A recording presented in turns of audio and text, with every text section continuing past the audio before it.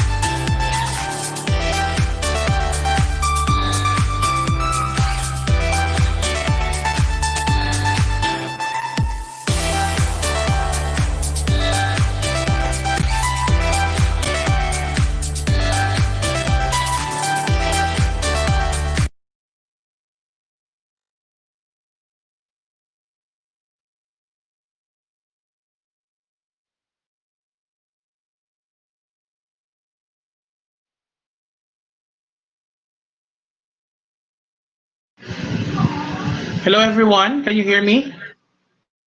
Yes, sir. Okay, thank you. So, welcome back. This afternoon, we will be hearing from researchers for environment and climate change and the STEAM track, which is science, technology, engineering, agriculture, and mathematics.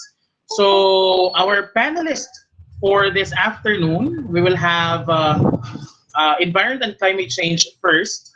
He is none other than Dr. Florante D. Pozo Jr.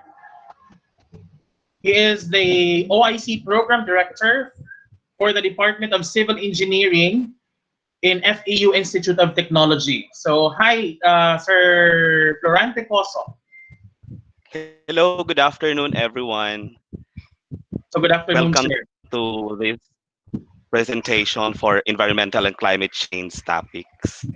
Okay. So, before we begin, allow me to remind everyone that each presenter is only given 10 minutes to present his or her paper or research. The slides must not be included in, or sorry, slides must be included in the presentation. A maximum of 7 slides is allowed. This must include the title and, or this must include the title page. That means the title, author, and affiliation, and the references. The use of IMRED format is also encouraged in your presentation. So for this session, we have 3 presenters under environment and climate change. So please say present or show yourself if you are called. Mr. J.R. Duldulao. Yes, sir. Good afternoon po. Good afternoon, Yes, sir. sir. Good How afternoon po. about Mr. John Manuel Padre?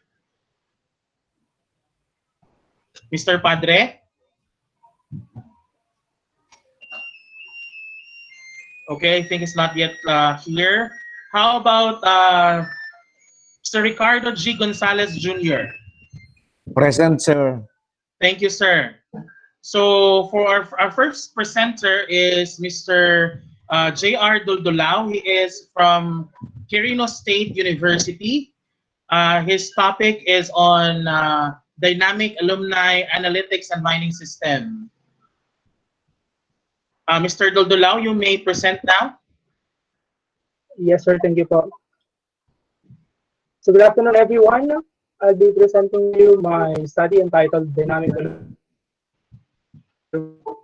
Analytics and Mining System.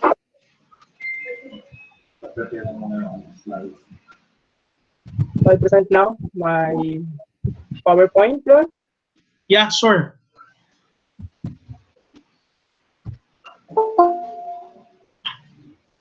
You may present your PowerPoint on your end. Okay na po. Nakikita niyo po sa screen, sir? Yung PowerPoint ko po. Meron na po sa screen. Let's see. No, I can't see it. Naka-share naman na po siya, sir. Saglit lang po.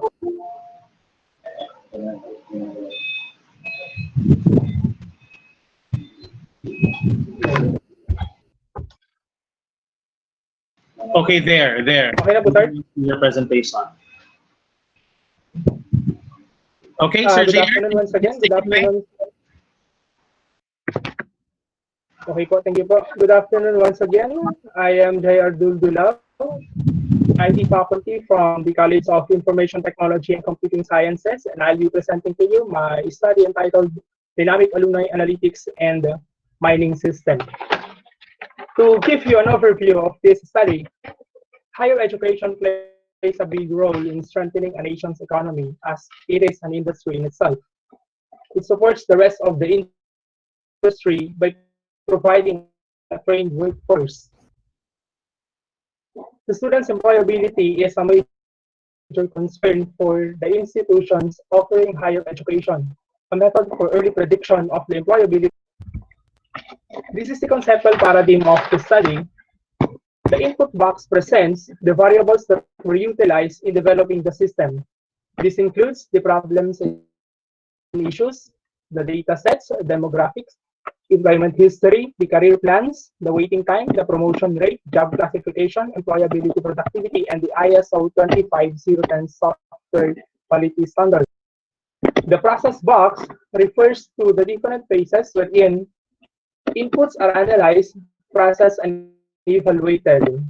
This involves the following: data analysis of the problems and issues, system development using Scrum methodology, and evaluation of the developed system using the ISO 25010. And the output box presents the developed dynamic alumni analytics mining system. which were linked to the university's website to monitor the graduates' employability. And at the bottom is a feedback mechanism which is integrated in the system to solicit comments and suggestions from IT experts to revise and further improve the developed system. The main purpose of this study is to design and develop a dynamic alumni analytics and mining system for Quirino State University. Specifically, this one is conducted to answer the following questions.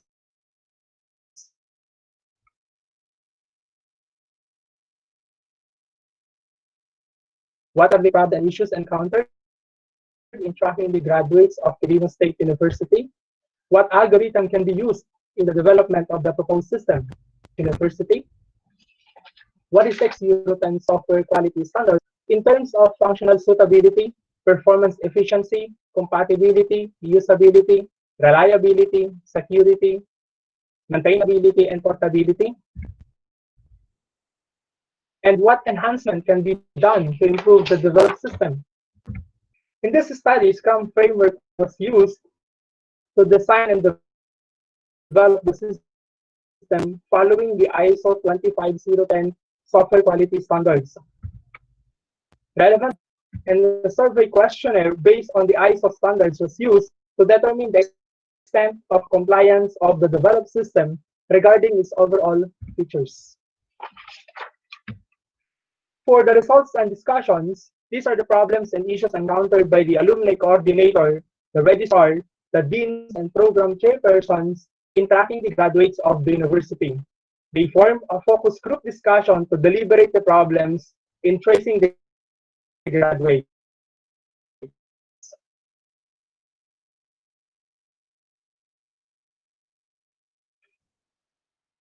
The tape reveals that all the problems and issues here have a weighted mean of 4.46, which is described as extremely serious. For the algorithms used in the development of the system, clustering method using Tayming's algorithm used to the alumni demographic profile, employment history, career plans, how long it took them to become their first job, employment status tree algorithm. This study adopted the concept of using 40% and 60% as percentage of data set for training and testing data as utilized by Sharma et al. In their study in 2016 entitled Performance Analysis of Data Mining Classification Techniques on Public Healthcare Data. In this study, the group of alumni is classified by region, place of work, and location of residence.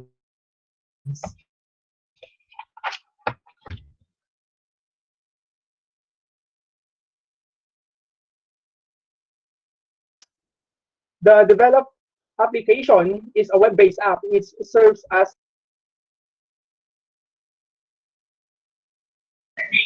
Okay, I think Mr. Duldula was actually disconnected in the meeting. That is precisely the reason why we asked you to actually send a video.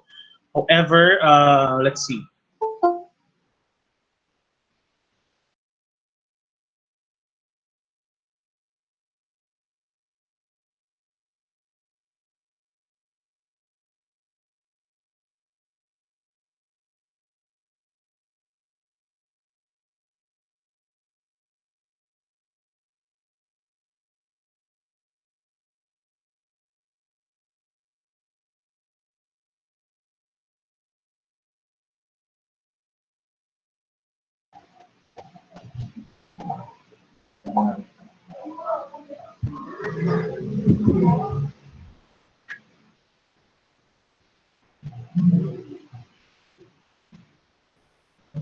Sir JR, are you reconnected already?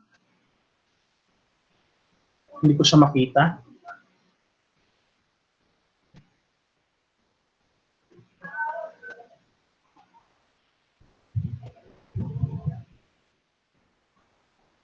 Okay, so what we did was we actually submitted all your full papers to our panels ahead of time so that they would be able to read the papers ahead, and they can give comments. So let's listen to what Dr. Poso has to say.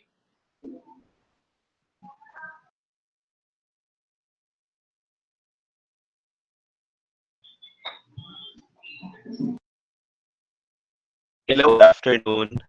Can you hear me, Sir Yes, sir. Mon? Yes, sir. Okay. So, although Mr.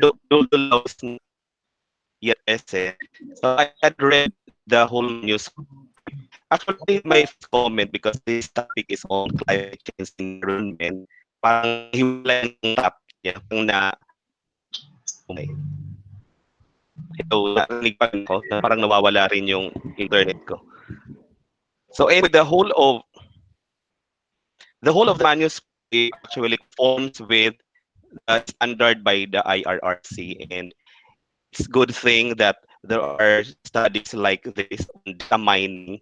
Actually, the word mining in here, yun yung naka-confuse as regards to the environment and climate change. But the mining term here is actually on data mining, wherein they're going to gather data from the alumni of that school, and that's actually one of the requirement even in other in especially in accreditation purposes for colleges and universities on how you can come up. So I think one of the suggestions there is actually to dig deeper onto what should be the perceived problems during the implementation of the proposed project.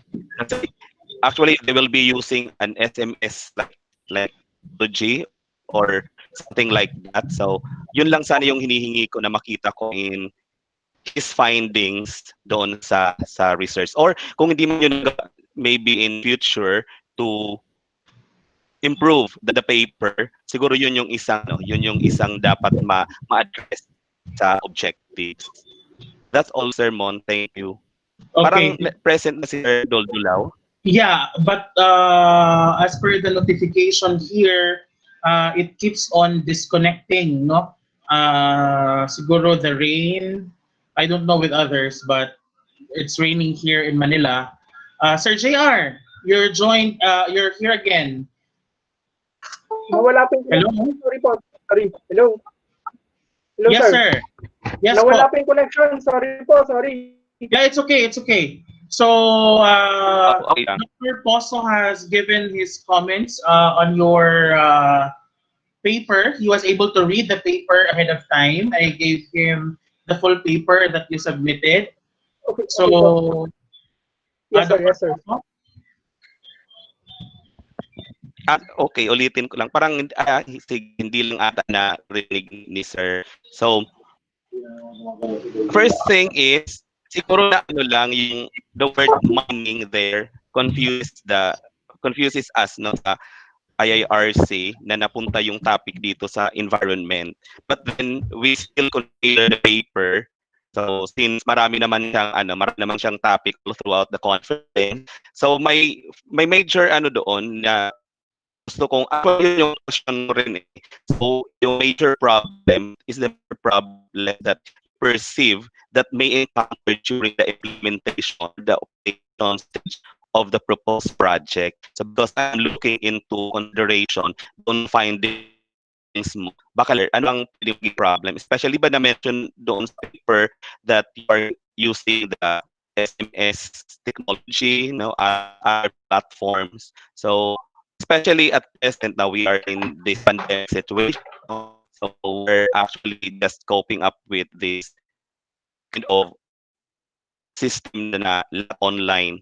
So yun yung ano ko, yung isang although the presentation of the data are well organized, well presented and explained in your paper. So yun lang yung question ko, at the same time yung question ko, yung mga perceived problems in the future once it is implemented.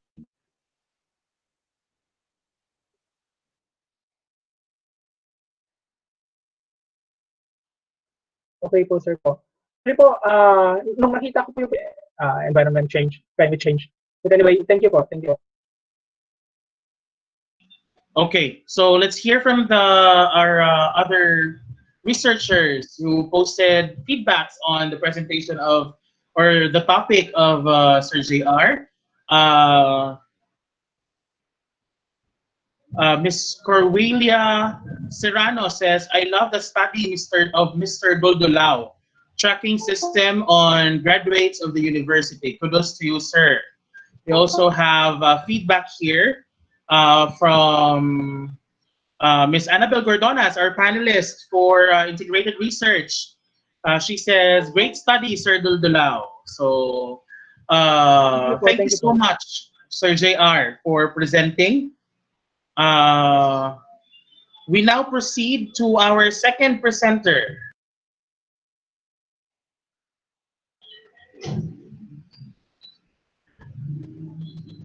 Our second presenter is actually Mr. John Manuel Padre.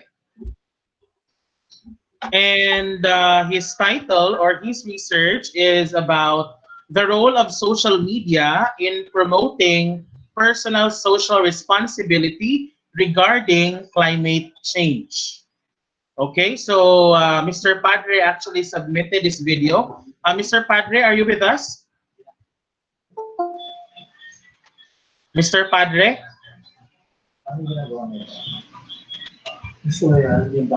Okay, I think Mr. Padre is not yet with us.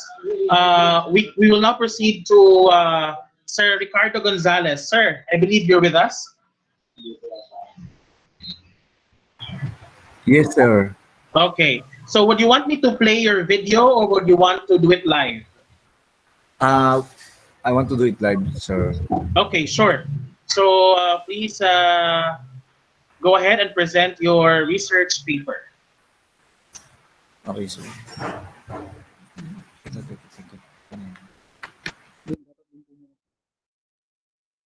Google muna. Okay. Wait lang po.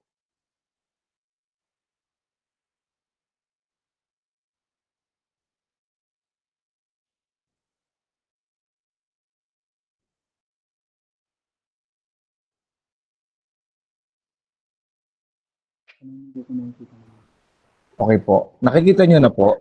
Yes, sir. Yes, sir. Okay. Good afternoon to everyone. I'm Rick Gonzalez from Aurora State College of Technology. My study is about youth agripreneur through Canili Family Farm School, Republic Act 10618. So, Canili Family Farm School started in Southeast France in 1935, and there are more than 1,400 family farm schools in 40 countries in 5 continents. And in the Philippines, there are 14 family farm schools. And this study is the only public family farm school established in 2007 and stopped on 2015. So, family farm school is adapting alternating school cycle of a high school wherein the students study in the school and study in their home with their families. The 4 pillars of family farm schools, it is an integral formation. There is a project proposal making, is that what we call family enterprise projects, and they involve in crafts, livestock, handicrafts, sellings, and tourism. And they present it, and they conduct this project proposal in their 4th year or in their grade 10. Also, the rural community development, wherein there's the participation of the local government and the barangay LGUs, and also the provincial, like the agriculture and the cooperatives and all the stakeholders in the community. And the alternating cycle, which is called the schedule in the farm and schedule in the school. And of course, the responsible association, wherein the parents are the one who help to manage the farm school. This study is about the Canili Family Farm School, established in May 2007 in Barangay San Juan, Maria Aurora, Aurora. It closed in May 2015 due to lack of funds. This family farm school is located in Sierra Madre in boundaries of Nueva Ecija, Nueva Vizcaya, and Aurora Province. 78% of students are Igorots and Ilonggogots from Mountain Province and Cordillera. Methodology. So, the 4 batches graduated in the program with 51 families consisting of 67 graduates from 2010 to 2014. Survey questionnaires, observations, and focus group discussions were used in this research. 254 participated in the survey, consisting of students, alumni, parents, tutors, and stakeholders of the program. 3 provinces of Nueva Ecija, Nueva Vizcaya, and Aurora in northern Luzon were the coverage area of the research. The program's impact. So number 1, families continued family enterprise projects after graduation. They made this as a source of income or additional income. And high school graduates from these family farm schools took up agriculture and entrepreneurial courses in their college, wherein some had OJT in Israel and some are already board passer in agriculture. Number 3, there were increase of income to the families after family enterprise projects implementation to students from 1,000 monthly to 5,000 monthly. Number 4, family enterprise projects became an additional income to them after the graduation. Even though the students graduated, they still continue because they had experience to have additional income because of this program. Number 5, some engaged to additional livelihood such as handicrafts and piggeries. And number 6, it gave employment to 22 families. So there's an additional income. And because Aurora is a tourism area, tourism province, they engaged to tourism. Conclusion, 30% of graduates took agriculture courses in college. Number 2, FEP work continued even after graduation of students. Number 3, other graduates involved in entrepreneurship because of this program. Recommendations. Number 1, the ASCOT, Aurora State College of Technology, should continue to support this program. Number 2, family farm schools should be transferred to Department of Agriculture from Department of Education, like the concept of science high schools of DOST, wherein the science high school were under the DOST. Number 3, provide funding for Republic Act 10618. This Republic Act was started or emanated in 2013, but still at present, there is no funds appropriated for this Republic Act, although it is already a law. And number 4, conduct researches on this program throughout the country for policy recommendations. And this family farm school is very timely because our farmers are aging. They're already 57 or 58. And our government should look into programs that will encourage our youth to involve in agriculture. And this program is really very timely and significant for us to entice and encourage our youth to involve into agriculture and not look as a low level of job, but agriculture as entrepreneurship or as a business. Thank you very much and God bless. Okay, thank you very much, Sir Rick Gonzalez. Dr. Poso? Hello, good afternoon. Good afternoon, Sir Gonzalez. Yes, sir. Actually, I like the way you present regards to the position of the historical bound, as I know already the while reading the paper. Actually, I was contemplating, because I am here in my province now, in summer because of the lockdown, and I've noticed that the time where professors like are now appreciating the culture and their studies very timely. And I wanted that hope provinces all over the Philippines would adopt this kind of project. Especially here result, almost 50% of the graduate took agriculture. Are the perceived factors that discourage some to take agricultural choices? S- s- Chappy, sir, I can't understand fully the question. Hello, sir.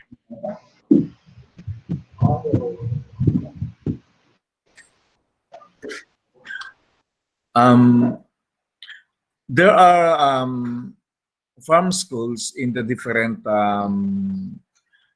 provinces in our country, and these farm schools are private. And there are also in public, like the state universities and colleges, like the laboratory high school of UPLB and CLSU in that context or concept. And it really encourage the youth to involve in agriculture. Okay, so we have a somewhat choppy or static connection from Dr. Poso's end, but he was able to chat with me with a question that he wants to ask uh, Sir Rick. Sir Rick, Dr. Poso would like to ask, and he says, as per your result, almost only 30% of graduates took agriculture. What do you think are the perceived factors that discourage some of the students to take agriculture courses?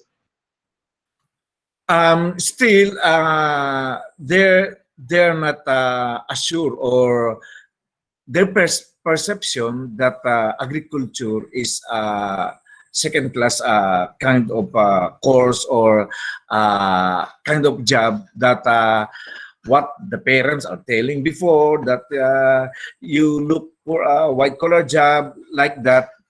But our government should still have to make programs that will make them consider, or they will make the decision to have agriculture. So the 30% of the graduates who took the agriculture is, I think that there is still more additional programs, or more research or study that look into deeper why they are still going into other courses than agriculture. Okay, thank you so much, Sir Rick, for your answer. Dr. Poso, you're back. Thank you.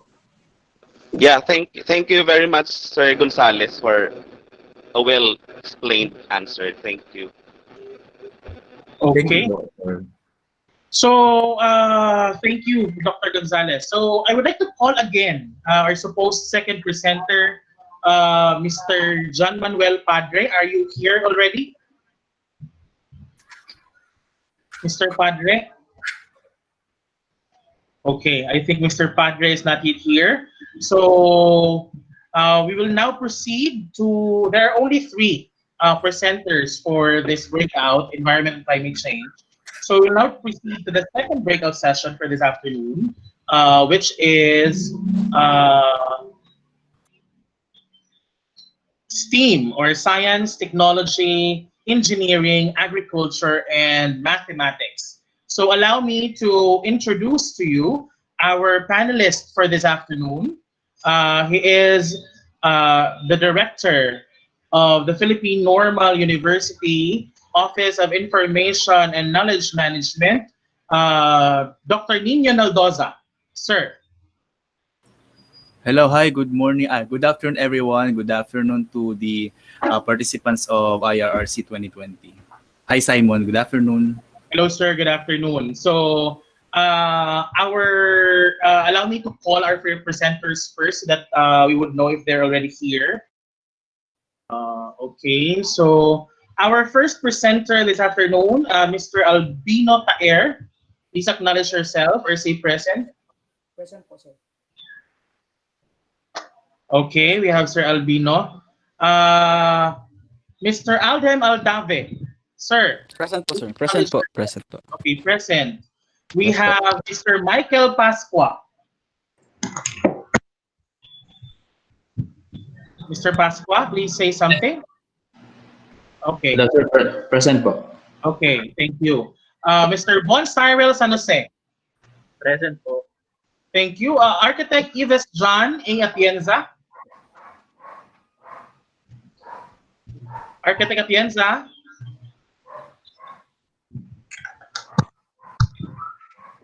Okay, how about Architect Sheila Marie Rojas Buche? Good afternoon, sir. Thank you so much, ma'am. Ms. Rio Sali Madrid. Present po, sir. Hello po. Mr. Dominic Sanchez. Mr. Sanchez. How about Mr. Tomas Diquito Jr.? Present po, sir. Thank you. We also have Mr. John Carlo Costiniano. Oh, sorry, Mr. Eddie Cabrera. Good afternoon, sir. Thank you so much, sir.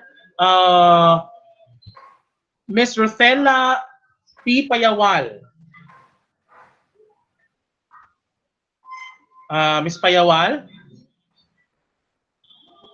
Okay, how about Ms. Cheryl Salvan?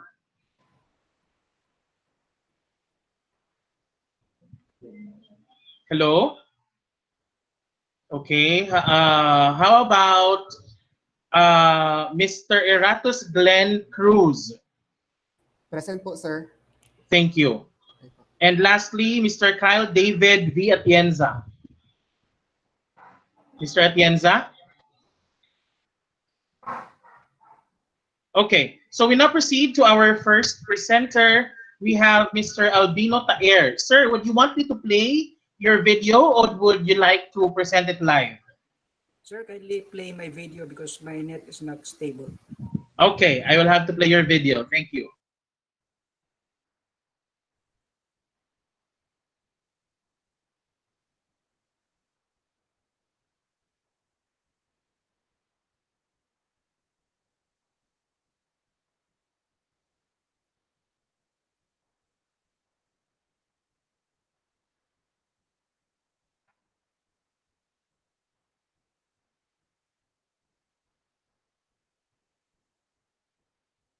The International Integrated Research Conference 2020 with the theme Autonomy of Learning and Integrated Research Towards Industrial Revolution 4.0. This is Albino Intaer from Surigao State College of Technology, Mainit Campus, Mainit, Surigao del Norte, Philippines. I am here to present to you my research output. And this is the order of presentation. The title, the introduction, objectives, materials and methods, findings, conclusion, and recommendation. Replacement effect of maize with giant swamp taro and wild jam meal in growth and carcass traits of native chicken raised under conventional management. Higher demand for native chicken and native chicken meat products in the market today. However, the production of native chicken is very much far behind considering that the production system is scavenger and free range. There is a need to intensify native chicken production, that is raising of native chicken similar to broiler production. But in doing such, it would incur higher production cost, knowing that the higher feed cost is caused by limited supplies of corn. Corn is used as biofuels and starches for industrial uses other than food for human and feeds to animals. Researchers are looking for alternatives to corn. We have the other types of cereals and the different fruit crops.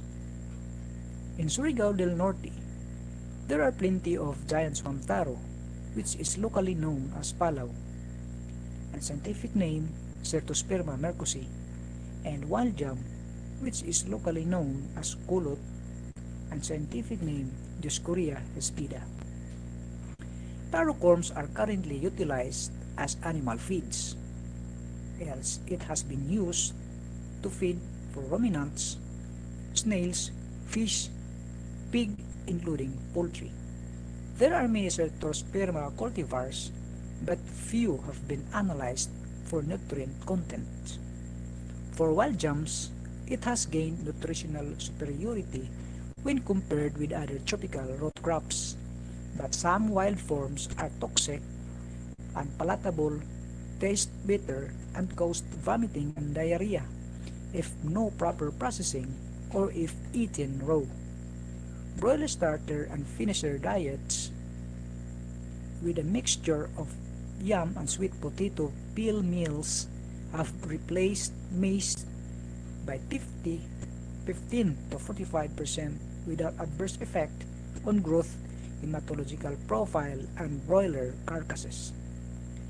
Taro, giant swamp taro and wild jams are proven to replace in part of maize for broiler chicken, but not yet proven in the native chicken diets. Therefore, this study was aimed to utilize the neglected root crops giant swamp taro and wild jam root meal and their combinations as a substitute for corn as an energy source for native chicken diets raised under conventional management. Materials and methods: giant swamp taro corms, wild jam roots, other ingredients, and of course the study animals, which was the native chicken. The diet formulation: the total amount parts by weight of corn in corn soya based diet was replaced by 50% giant swamp taro, 50% wild jam, and 25% giant swamp taro plus 25% wild jam that were used to formulate in the diets for treatments 2, 3, and 4. For treatment combinations: treatment 0 for commercial, treatment 1 corn-based formulated, treatment 2 50% giant swamp taro, treatment 3 50% wild jam, and treatment 4 25% giant swamp taro plus 25% wild jam. 4 weeks of communal brooding for chicks, followed by 8 weeks feeding trial, which was after brooding, conducted at Surigao State College of Technology Mainit Campus Poultry Production Area in February to April 2020. Commercial chick booster was given to birds during communal brooding, while chick grower mass at feeding trial. Data gathered were the following: feed intake, final weight, mean weight gain, specific growth rate, feed conversion ratio, mortality rate, carcass characteristics and organ weight, and the economic profitability. A limit of feed and water was given to all birds with utmost care. Feed intake was taken from the feed given minus the feed refused. Initial weight was determined after brooding prior to distribution of birds to different cages. Body weight and weight gain were assessed every 2 weeks, while carcass measurements was on harvest. Findings: initial weight was similar on all treatments. For feed intake, it was highest for treatment 0 and treatment 1, and lowest in treatment 3. Final weight, mean weight gain, specific growth rate were all highest in treatment 0, while all lowest for treatment 2. For the feed conversion ratio, it was highest for the treatment 2 and lowest for the treatment 0. For the treatment 4, which was the 25% giant swamp taro plus 25% wild jam combinations denoted in blue, it is similar to both the highest and the lowest values. For the carcass characteristics and organ weights, higher slaughter weight was noted for treatment 0 and lowest for treatment 2 and 3, while the neck weight was highest for treatment 4 and thigh weight was highest for treatment 0. The dress weight, dressing percentage, breast, back, heart, spleen, and liver were all similar in all treatments. For the income and for the income over feed and chick cost, the highest derived income was on corn-based, followed by 25% giant swamp taro plus 25% wild jam combination, followed by the commercial. However, their mean value differences are all similar. In comparison, commercial commercial and control corn-based versus the root replacements, which was treatment 2, 3, and 4. Superior in overall growth, carcass performances, and income over feed and chick cost of native chickens recorded in treatment 0 and treatment 1. However, comparable overall performance results with control treatments were observed in treatment 4, which was the 25% giant swamp taro and 25% wild jam combination. The results suggested that giant swamp taro and wild jam, when combined, can substitute maize up to 50% rather than solo 50% giant swamp taro or a solo 50% wild jam replacements. The improved and better performance showed by the 25% giant swamp taro plus 25% wild jam combinations versus the other single replacements may be attributed to the acceptability and efficiency of the diet, as evident by higher feed intake and better feed conversion ratio in this study. Giant swamp taro meal is a good source of protein, fiber, nitrogen-free extract, and metabolizable energy, but poor ash and fat. However, wild jam is high in ash, fat, and moisture. The mixing of giant swamp taro and wild jams gives a product with a balanced quality nutrient and probably the reason of improved performance. Although giant swamp taro and wild jam have been used singly to replace maize in a poultry diet, at the moment, there is no literature on the feeding value of the combination of the two root crops to poultry. In conclusion, the 50% giant swamp taro and 50% wild jam sole replacements for maize as energy sources in native chicken diets resulted in a decreased performance of native chicken. However, replacement of maize with 50% combined giant swamp taro plus wild jam resulted in improved growth performance, carcass characteristic, width of organs, and economically profitable on par to commercial and corn-based diets. Therefore, recommended for a conventional native chicken production. Recommendations: a thorough processing of root crops to eliminate toxins should be performed before utilization is recommended. Further studies recommend investigating the use of giant swamp taro and wild jam combinations in different feed forms to verify its efficiency may be explored. That's the end of my presentation. Thank you very much to the organizers and audience of this International Integrated Research Conference 2020.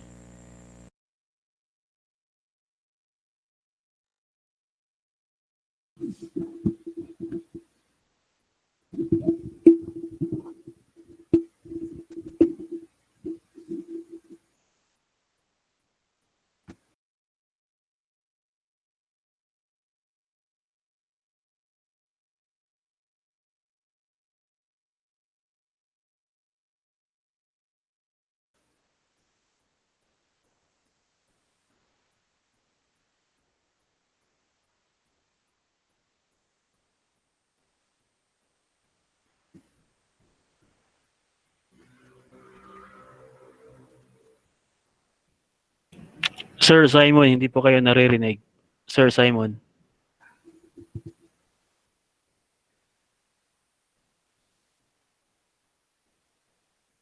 Wala po kaming naririnig, Sir Simon. Sorry, I had to switch the settings. Sorry for that. Okay. So thank you, Mr. Albino Taer. So the panelist for STEAM, Dr. Naldosa, has specifically asked me if we can switch the format from earlier, which is after each presentation, you would have to ask, or the panelists would ask questions or comments. He wants all the presenters to go first or present everything first, and then he will comment after all presenters are done. So what we will do now is we will proceed to the next presenter, which is Mr. Aldem Aldave. His presentation or his research is titled Mycelial Growth Performance of Paddy Straw Mushroom in Banana Wastes. Mr. Aldave? Sir Aldem? Yes, sir. Good afternoon po. Okay, you will now present your slides. Yes, sir. You can play my video, sir. Thank you po. Okay, one moment.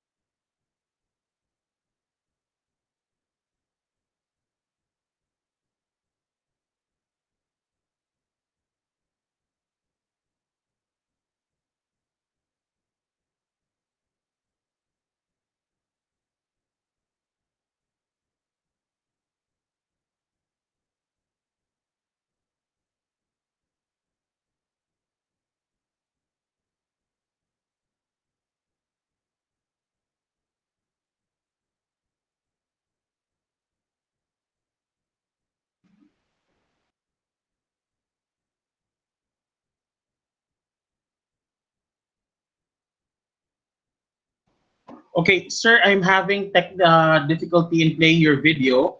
Let's go to the next presenter first, and we'll get back to you after I fix this. Our next presenter is Mr. Michael Pasqua. His research presentation is on an electrical safety system design of an academic building. Sir Sir, Michael? pa-play na lang po yung video. Okay.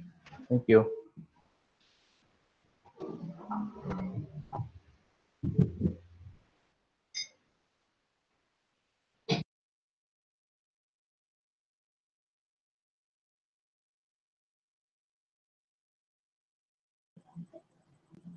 Magandang araw. I'm Michael Pasqua, and on behalf of my co-researcher, Dr. Remedios G. Adu, I'm presenting to you an electrical safety system design of an academic building. Introduction. Modern society has produced several generations who have grown accustomed to electricity. In the late 1800s, hotels had to place signs assuring their guests that electricity is harmless. By the late 1900s, signs had to be hung to remind us that electricity is a hazard. In fact, the transition of electricity from a silent coworker is deadly hazard is a change that many cannot understand until it happens to them. And inadequate electrical installation often caused fires, and there were no standard methods of installation. Statement of the problem. The main objective of the study is to assess the electrical safety implementation of an academic building. Number one, what is the profile of the respondents in terms of the following? Position, sex, civil status, educational attainment, and length of stay in the institution. Number 2, what is the level of awareness of the respondents in terms of power overload and electrical safety? And number 3, what is the respondents' observation in terms of power overload and electrical safety?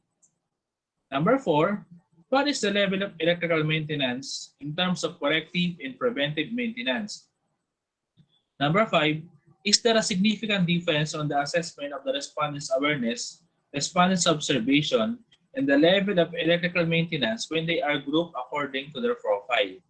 Number 6, what is the recommended electrical safety system design of an academic building? Methodology. The descriptive method used by the researcher was utilized since the study aimed to determine the electrical safety awareness and electrical maintenance implementation at University of Rizal System, Morong Rizal. The questionnaire contained the name of the respondents, sex, civil status, educational attainment, position, and length of service in years or stay in the university. And the data collected from the questionnaire will be analyzed using descriptive analysis tools such as frequency, percentage, and mean. Summary of the findings. Profile of the respondents. Out of 100 respondents, 50 were students. This was followed by 30 by non-teaching staff and 20 by teaching staff. 64 were female and 36 were male. 79 were single and 21 were married. 52 were college level and 48 were college graduate. 24 below 1 year in length of stay in the institution. 19 1 to 3 years. 41 46 years. 2 7 to 2 years. And 14 above 10 years length of stay in the institution. Respondents' level of awareness on power overload and electrical safety. In terms of power overload, multiple or octopus connections in a convenience outlet can cause overload of circuit or fire. The top of the sum of weighted mean of 4.43 and verbal interpretation of aware, and the overall mean is 4.15 with verbal interpretation of aware. In terms of electrical safety, electric shock happens when an electric current passes through your body. This can burn both external and external tissue and cause organ damage. Top the survey with weighted mean of 4.47 and a verbal interpretation of aware. And the overall mean is 4.10 with verbal interpretation of aware. The number 3, respondents' observation in terms of power overload and electrical safety. In terms of power overload, the sparks from appliances or wall outlets in the hallway, lecture rooms, faculty rooms, offices, and laboratory rooms top the survey with weighted mean of 3.87 with verbal interpretation of occasionally practiced. And the overall mean is 3.79 with verbal interpretation of occasionally practiced. In terms of electrical safety, unplug electrical appliances and equipment when not in use to avoid it from heating. Top the survey with weighted mean of 4.52 in the verbal interpretation of always practice, and the overall mean of 4.02 with verbal interpretation occasionally practice. Number 4, level of electrical maintenance implementation. In terms of corrective maintenance, relocate exposed circuit breakers, use box to a safe place. Top the survey with weighted mean of 4.18 with verbal interpretation of maintain, and overall mean of 4.09 with verbal interpretation of maintain. In terms of preventive maintenance, cords, wires, and electrical sockets are installed properly. Top the survey with weighted mean of 4.28 with verbal interpretation of maintain, and the overall mean is 4.04 with verbal interpretation of maintain. Number 5, significant difference on the assessment of respondents in awareness respondents' observation, and the level of electrical maintenance when they are grouped according to their profile. In terms of level of awareness, states that there is no significant difference on the level of awareness of the respondents on power overload when they are grouped according to their profile. In terms of level of awareness and response in electrical safety, states that there is significant difference on the level of awareness of the respondents on power overload when they are grouped according to sex, length of stay in the institution.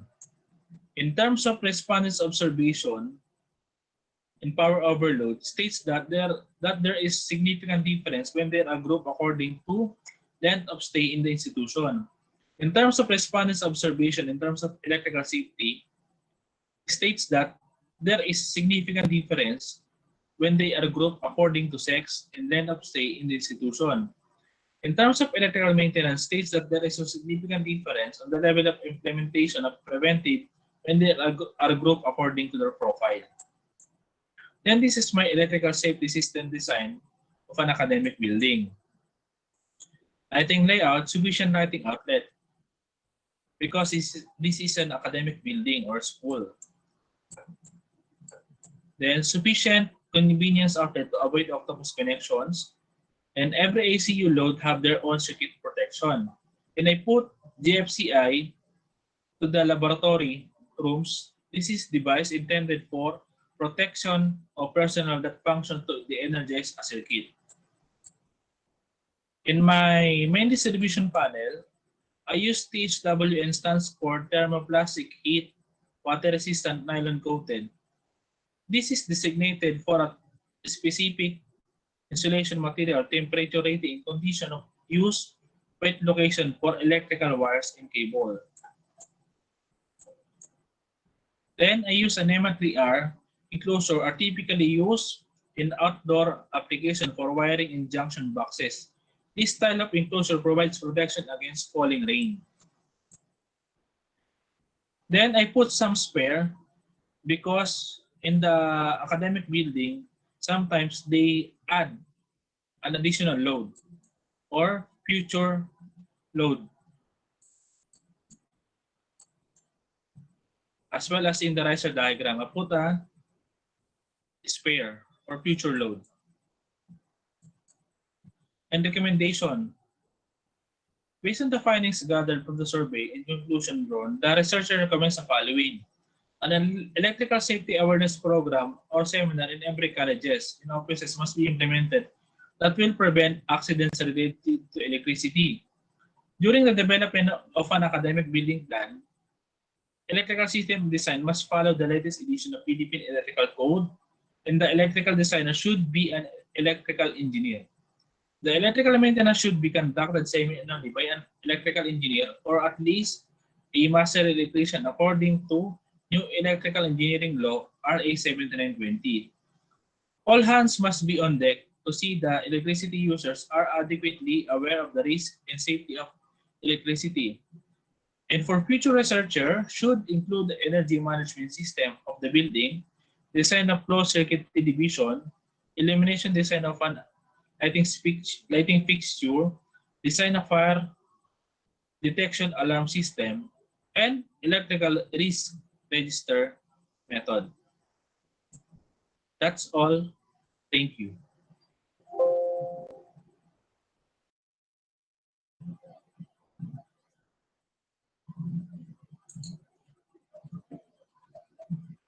Thank you so much, Sir Pasqua. So we now proceed to the next presenter. We have Sir Von Cyril San Jose. One moment. Let me play his video.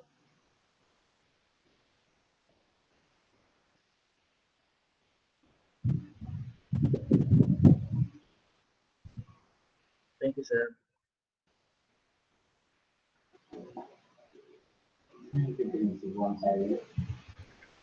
Good day, everyone. So, I'm here to present to you our research entitled Proposed Design for Sustainable Water System.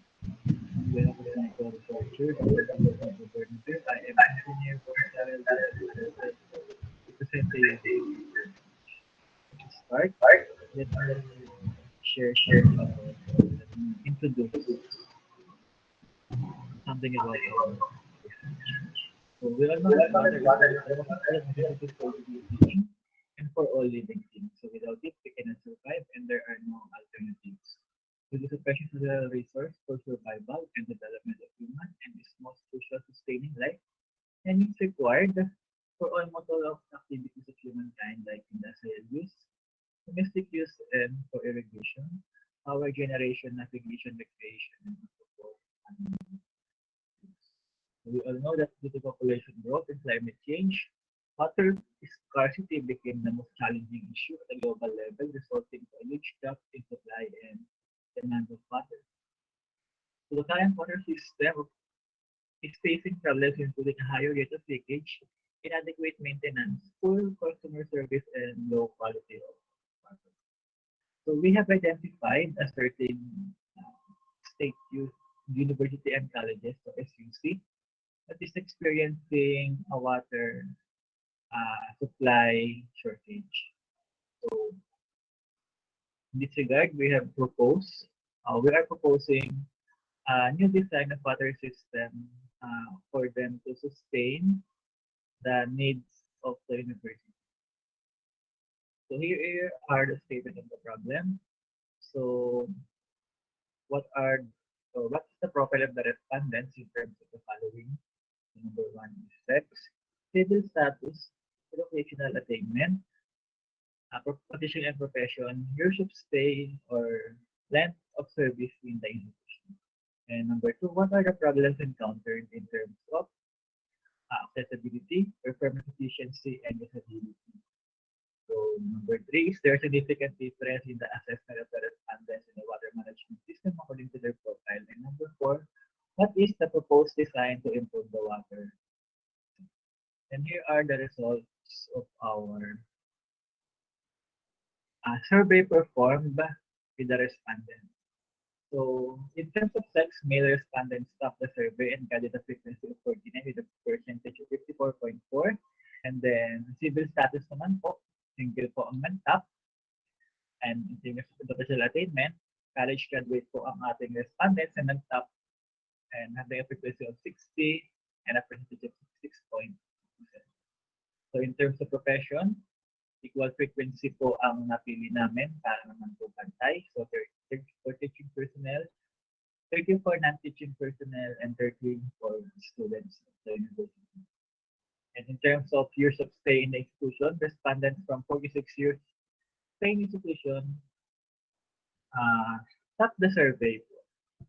And then in terms of the respondents' assessment on the water resource system, so in terms of accessibility naman po, based on the survey, ito po yung nag-top sa ating survey. The water system provides continuous supply every day with a weighted mean of 3.47 interpretation.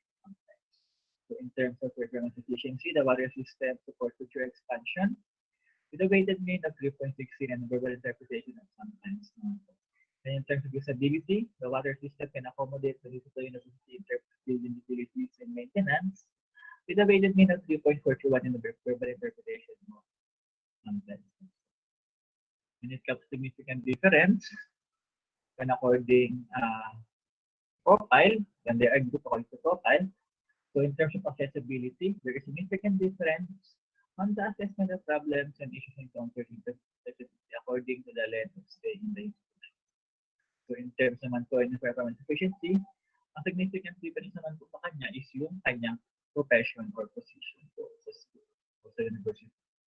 And when it comes to usability naman po, ang significant difference sa kanya is yung educational attainment and position po ng ating mga.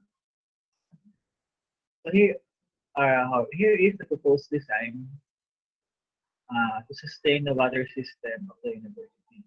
First is we have developed a preventive maintenance checklist for water system to monitor the everyday or the weekly performance of the water system. So below are the following particulars that the campus needs to monitor.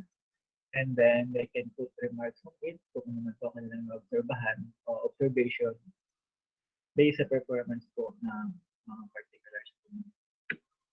And here is the campus plan of the University of Rizal System Morong, located in Morong, Rizal. So this is a 7.6 hectares. Yun po yung kanyang lot area. So yan po yung kanyang plan. And here is the proposed water system layout. So currently, the storage tank or present in the university is about 75 cubic meters. So in the new design, we have increased its size to support the future expansion of the university. So from 75, nag-design po kami ng 100 cubic meter storage tank. And then we have put a backup pump on it, underground storage tank, treatment house, and reserve pumps. Yun po yung mga nilagay po namin. So, hindi po makita dito yung mga pipeline ng ating water system. Kaya nagawa po ako ng piping layout wherein you can see the pipes po, makikita po. Yung mga pipes na naka-layout po. So, ito po yung. So, I have removed all the buildings. So, makikita po natin dito yung size o yung ating pipeline. So, hindi lang po makita yung mga diameter or sizes, but meron po yan yung mga size po ng ating. And here is the design of the water tank. So, it is an elevated water tank with a 100 cubic meter capacity. And sustain the needs of the university o yung ating sustainability na tinatawag, we have developed a rainwater harvesting plan wherein we can harvest rainwater from the buildings po. So, meron po siyang catch basin. So, in every building, meron po tayong catch basin na nilagay, na dinesign, and then siya po magpo-collect ng rainwater at dadalhin po niya sa ating underground storage tank located at the lower portion of the university. May pinakamababang elevation po. And then, it will be treated there, doon po sa ating treatment house. So, doon po siya matitreat. So, ito po yung secondary water system layout. Para saan naman po yung secondary water system layout? Ito po yung water line o water system layout na mula doon sa na-harvest natin na rainwater. So, ito po yung na-treat na water na itadahin po natin sa bawat building. At siya po yung magiging supply ng building when it comes to building utilities. So for CRs, for laboratories po, panlinis po ng ating mga building. Pandilig, pwede rin po. So siya po yung pwedeng gamitin as another source of water. So kung tatanungin niyo po ako, when it comes kung para saan yung ating secondary water system layout, so yung po yung backup lang po when it comes pag nagkaroon po tayo ng problema doon sa ating water, sa main water line. So, para naman po hindi magiging stagnant yung tubig na na-treat po natin, siyempre pag hindi naman po natin i-wish siyempre na magkaroon ng aberya yung ating main water system. So, this secondary water system layout will be connected to two buildings po ng university. The College of Science building and the Science and Technology building. So yan po yung nagiging main supply ng kanyang tubig. So based from or came from the rainwater, so yun po ang kanyang gagamitin na source ng tubig. So ito po yung floor plan ng treatment house kung saan magkakaproduce po tayo ng Class A type of water kung saan pwede po siyang gamitin sa mga pandilig-dilig, panlinis ng comfort rooms, and for laboratories din po, yung mga campus. So, that's all for my presentation. And if you have any more questions, feel free to ask po. Thank you.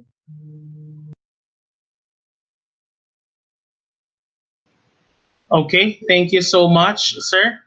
Sir Von Cyril San Jose. So our next presenter after Mr. Von Cyril San Jose is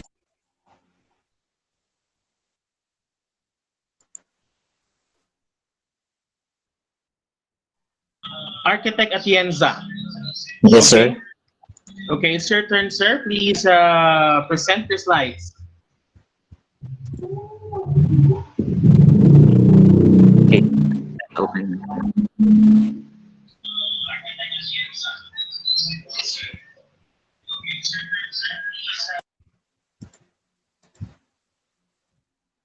Hello, sir. Good afternoon. Thank you, Sir Simon, and hello to Dr. Nino Kian Madosa, our panel, and to all the participants for today. So I'm here to present my paper entitled Design of Flexible Mobile Facilities. I'm architect Ives Atienza. I presented this paper in the Polytechnic University of the Philippines with my advisor and co-researcher, architect Rinaldo C. Ventura, UAP, MSCM. So to introduce to you, my research is basically all about temporary facilities that were used here in our province in Bataan, where most of the projects are being built in small scale, particularly residential projects, commercial projects, and others. So mostly use temporary facilities, or what we call here or in other places as barracks.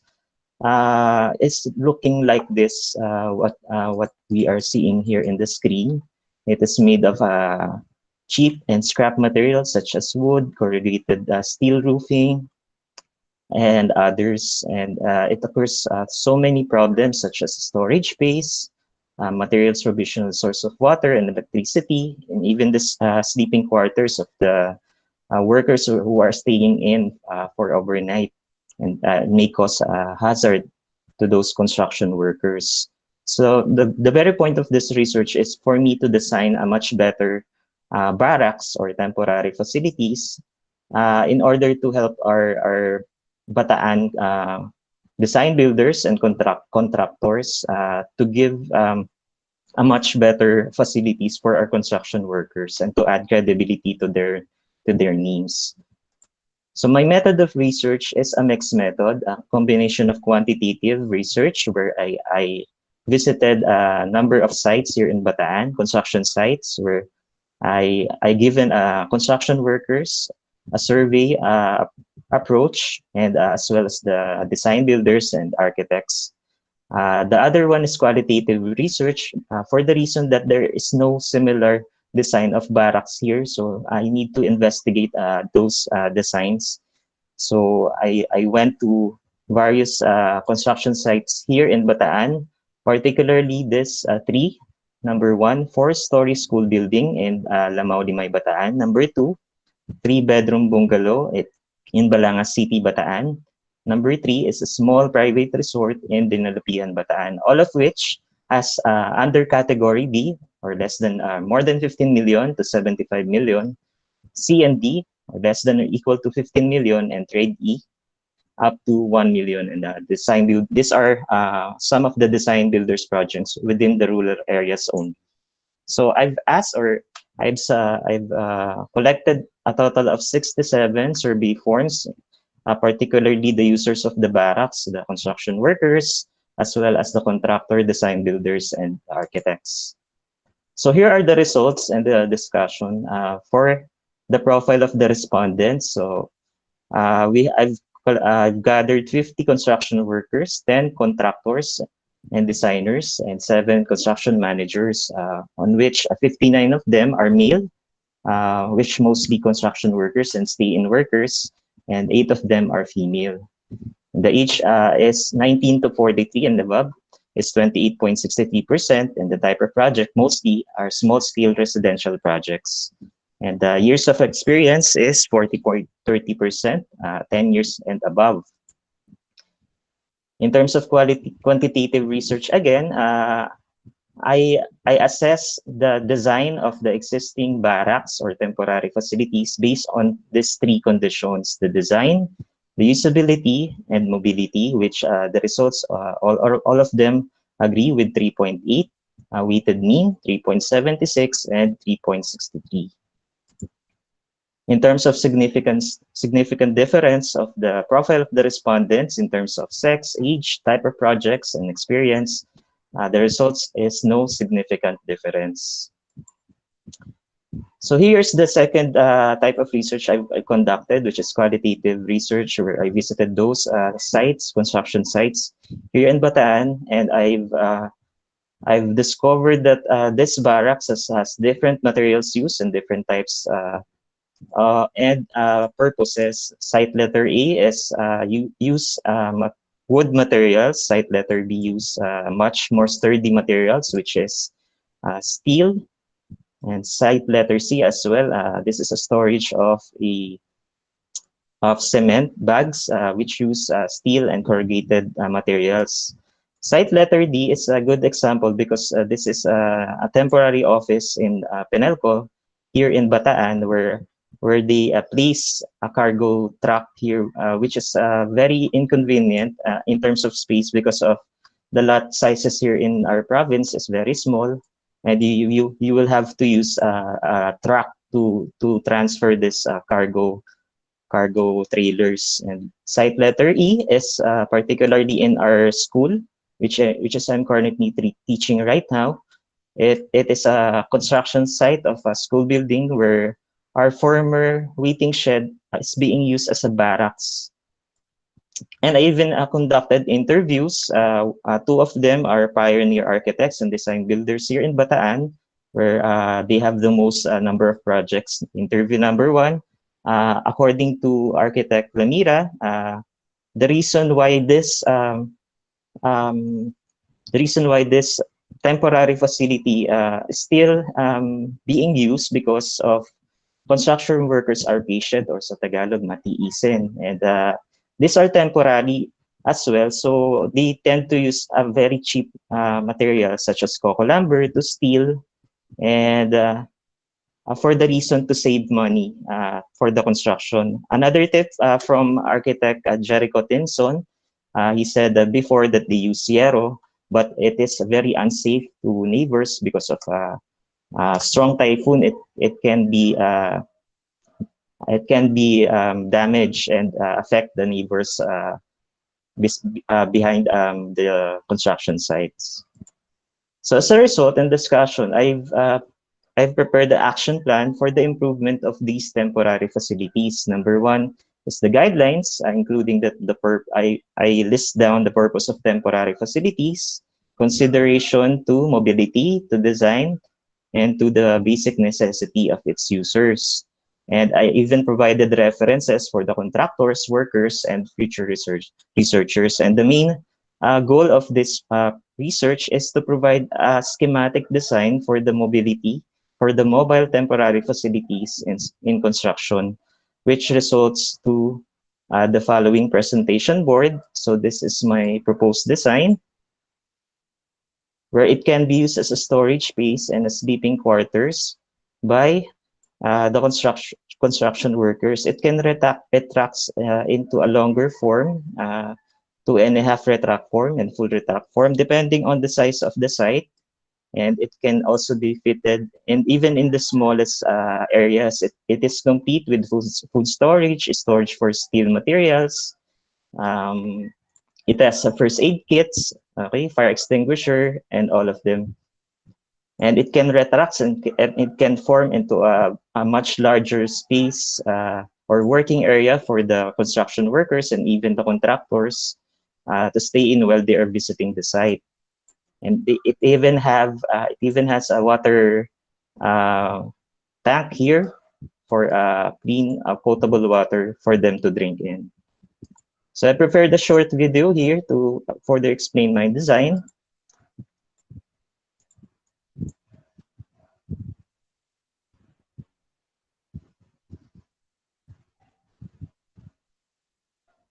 So this is the look of the normal form, where after construction, you can just use a truck and then pull these facilities into the next construction. So very flexible, just like any other one bagger mixer, which is commonly used here in rural areas in Bataan. Can retract in a 2.5 form and a full retract form.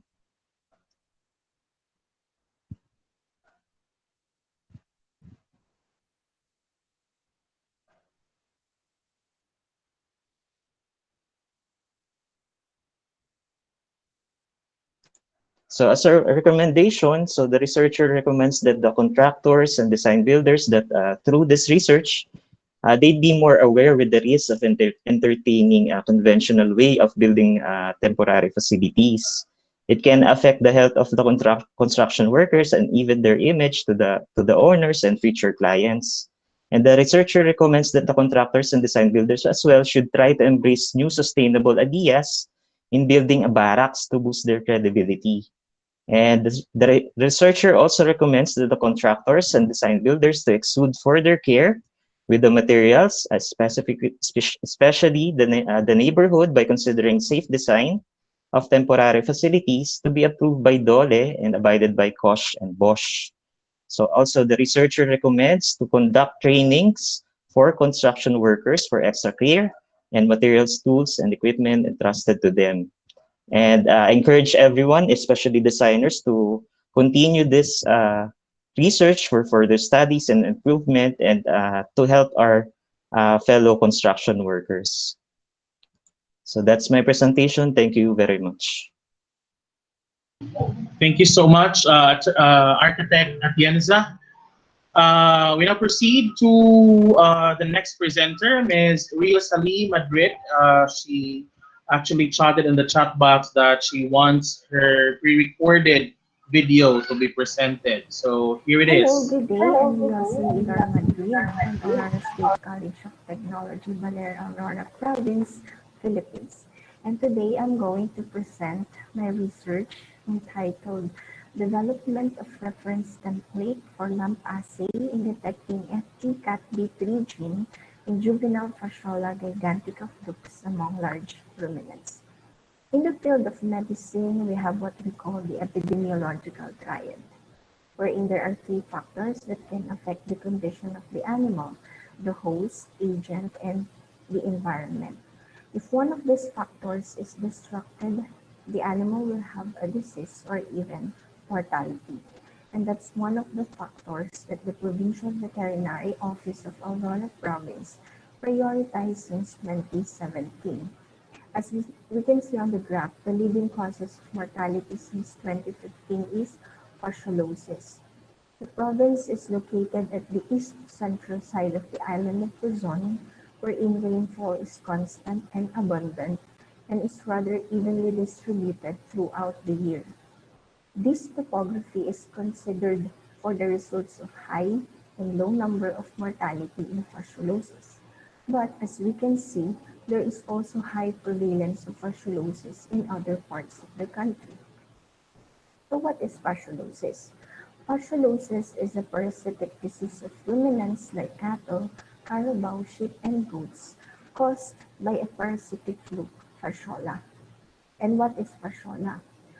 Fasciola is a fluke of ruminants that is leaf-shaped and targets the liver of the host.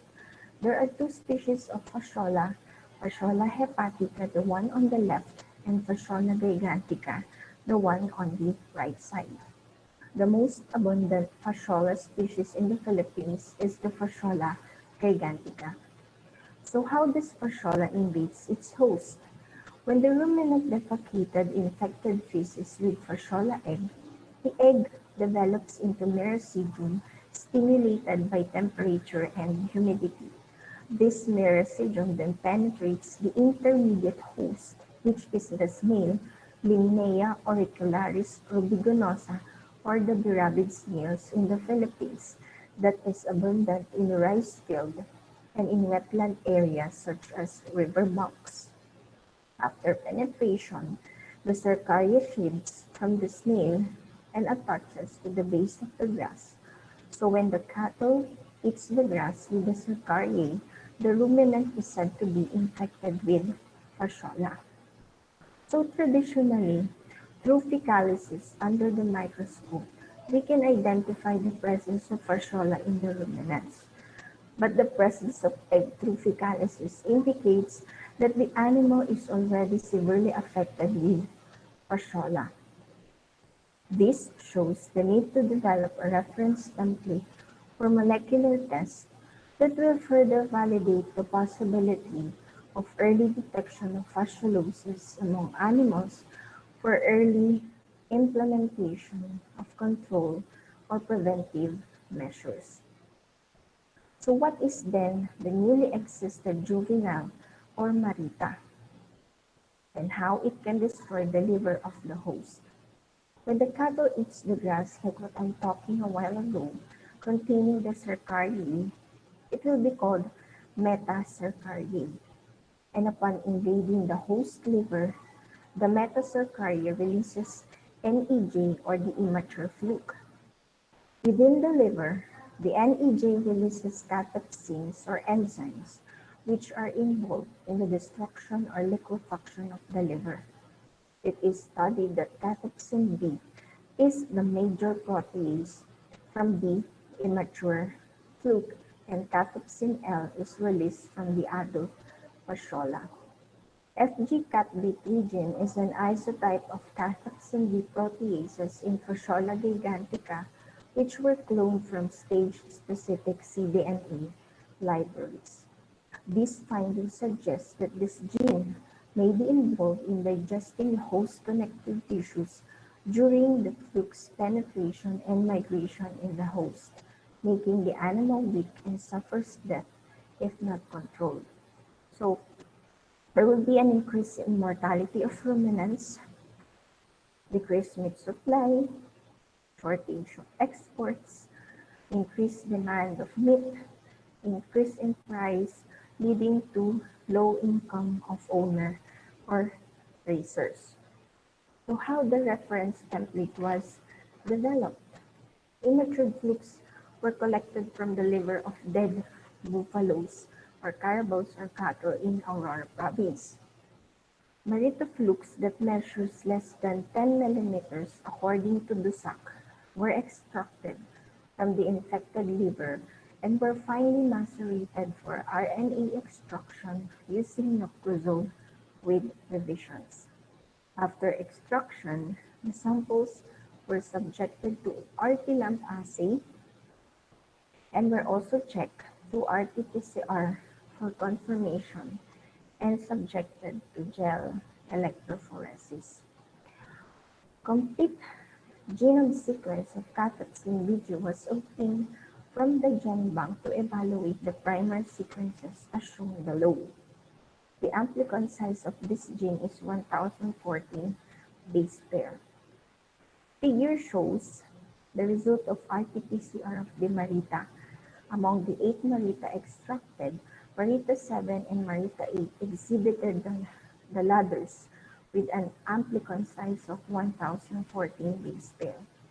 In this study, RT-LAMP is more sensitive compared to RT-PCR for detecting the gene catepsin B3 in juvenile flukes. After that, 2 ml blood were collected from 160 animals from the 4 municipalities of Aurora province. There were 20 cattle and 20 swamp buffaloes enrolled in each municipality, which were randomly selected based on the reported case of fasciolosis from the provincial veterinary office. The animals were distributed according to age groups: 10 cattle or swamp buffalo below 1 year old, and 10 cattle or swamp buffalo above 1 year old. And all samples were immediately subjected to RNA extraction. These tables show the distribution of infected cattle and swamp buffalo that carry the gene that expresses catepsin B3 in their blood samples according to the methods of providing water, wherein 42% of cattle and 32% of swamp buffaloes that drink water to the rivers or stream were carrying the gene, while 29% cattle and 70% swamp buffaloes that were provided water from the well, stream, or rivers might be infected with the gene carrying cathepsin B3. This figure shows the RT-LAMP assay results of representative blood samples and the multiple ladders from gel electrophoresis indicating the presence of the gene that expresses cathepsin B3 in immature flukes.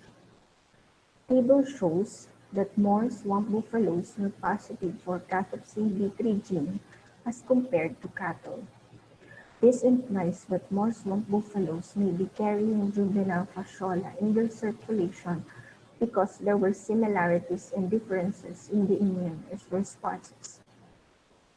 Table shows that out of 44 blood samples, more number of caracoles are positive for the gene of cathepsin B3 than adults.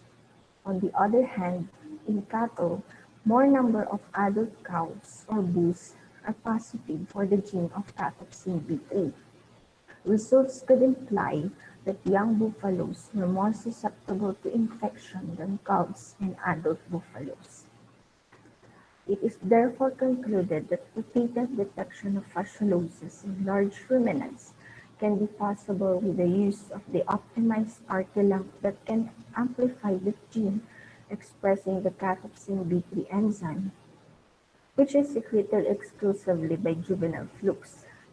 Blood samples can be examined for potatent detection. Hence, strategic deworming can be implemented before the flukes reach adult stage and obstruct the bile ducts, leading to death.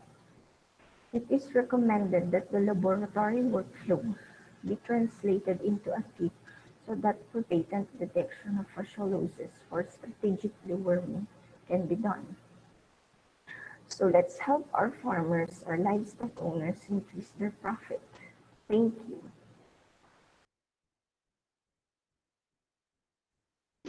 Thank you very much, Ms. Rosalie Madrid. So our next presenter is architect Sheila Marie Rojas Buche.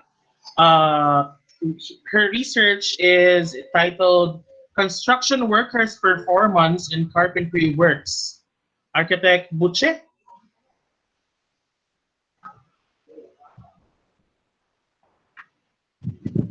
Ma'am? Hello po, sir. Okay, there you go. Po. Can you see my PowerPoint po? Yes po. Okay po. So, good afternoon to everyone. I'm Architect Sheila Marie Rojas Puse from Polytechnic University of the Philippines under Master of Science in Construction Management. So, I'm going to present my research with my co-author is my thesis advisor, Dr. Manuel Muhi. The title is Construction Workers' Performance in Carpentry Works. So, the field of construction is one of the leading contributors of development in the world. It has produced countless vertical and horizontal infrastructures that signifies modernization and growth. It is forecast that will still continue to increase in opportunities due to rapid growth of urbanization and population. Particularly in Bataan, currently along with the road widening project in the province, are construction of different malls, subdivisions, and other government structures. This demand is equivalent to mass hiring of manpower. The dilemma of construction companies is the qualification of the labor force they are hiring. The objective of this research is to know how to assess the performance of workers and how does this performance affect the whole project. This research focused on determining the assessment of construction workers' performance. The preparation of this study targets respondents that are construction managers and workers based in Bataan. These construction managers and companies are handling small residential projects only. And this study limits only to the carpentry phase of the project. These carpenters who are working on three types of carpentry works, such as formworks, ceiling works, and cabinets.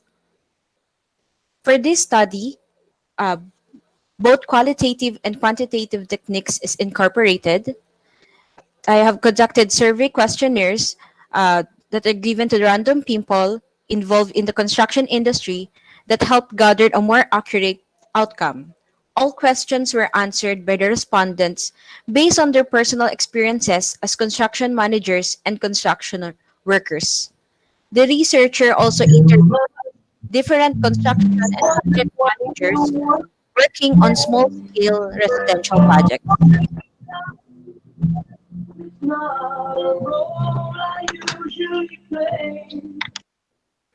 The profile of the respondents, I have conducted the survey on 57 respondents. 24 of them are construction managers and 33 are construction workers. They are usually on the age of 22 to 30 years old and with 1 to 10 years experience in construction industry. Most of them, 68.42% are male respondents and 31.58% are female respondents. I have also assessed the assessment of construction manager and construction workers on the performing carpentry works in terms of three. The first one is time allotted for carpentry works. Second is the quality of carpentry works. And the third one is the scope of carpentry works done. So these are the usual questions that was answered. The first one is, it is for the time allotted for carpentry work, it is faster to finish a work with a good working space. More work is done if there is a given schedule to be followed by carpenters. Carpenters with proper training can finish a job faster. Carpenters with years of experience can finish a job faster even without proper training. Physical strength of a worker affects the speed of work. For the result, the for the construction manager and carpenters, the time allotted, for the construction managers, the carpentry work are faster if they were given the advanced tools and if they are given a schedule. Physical strength affects the speed of work.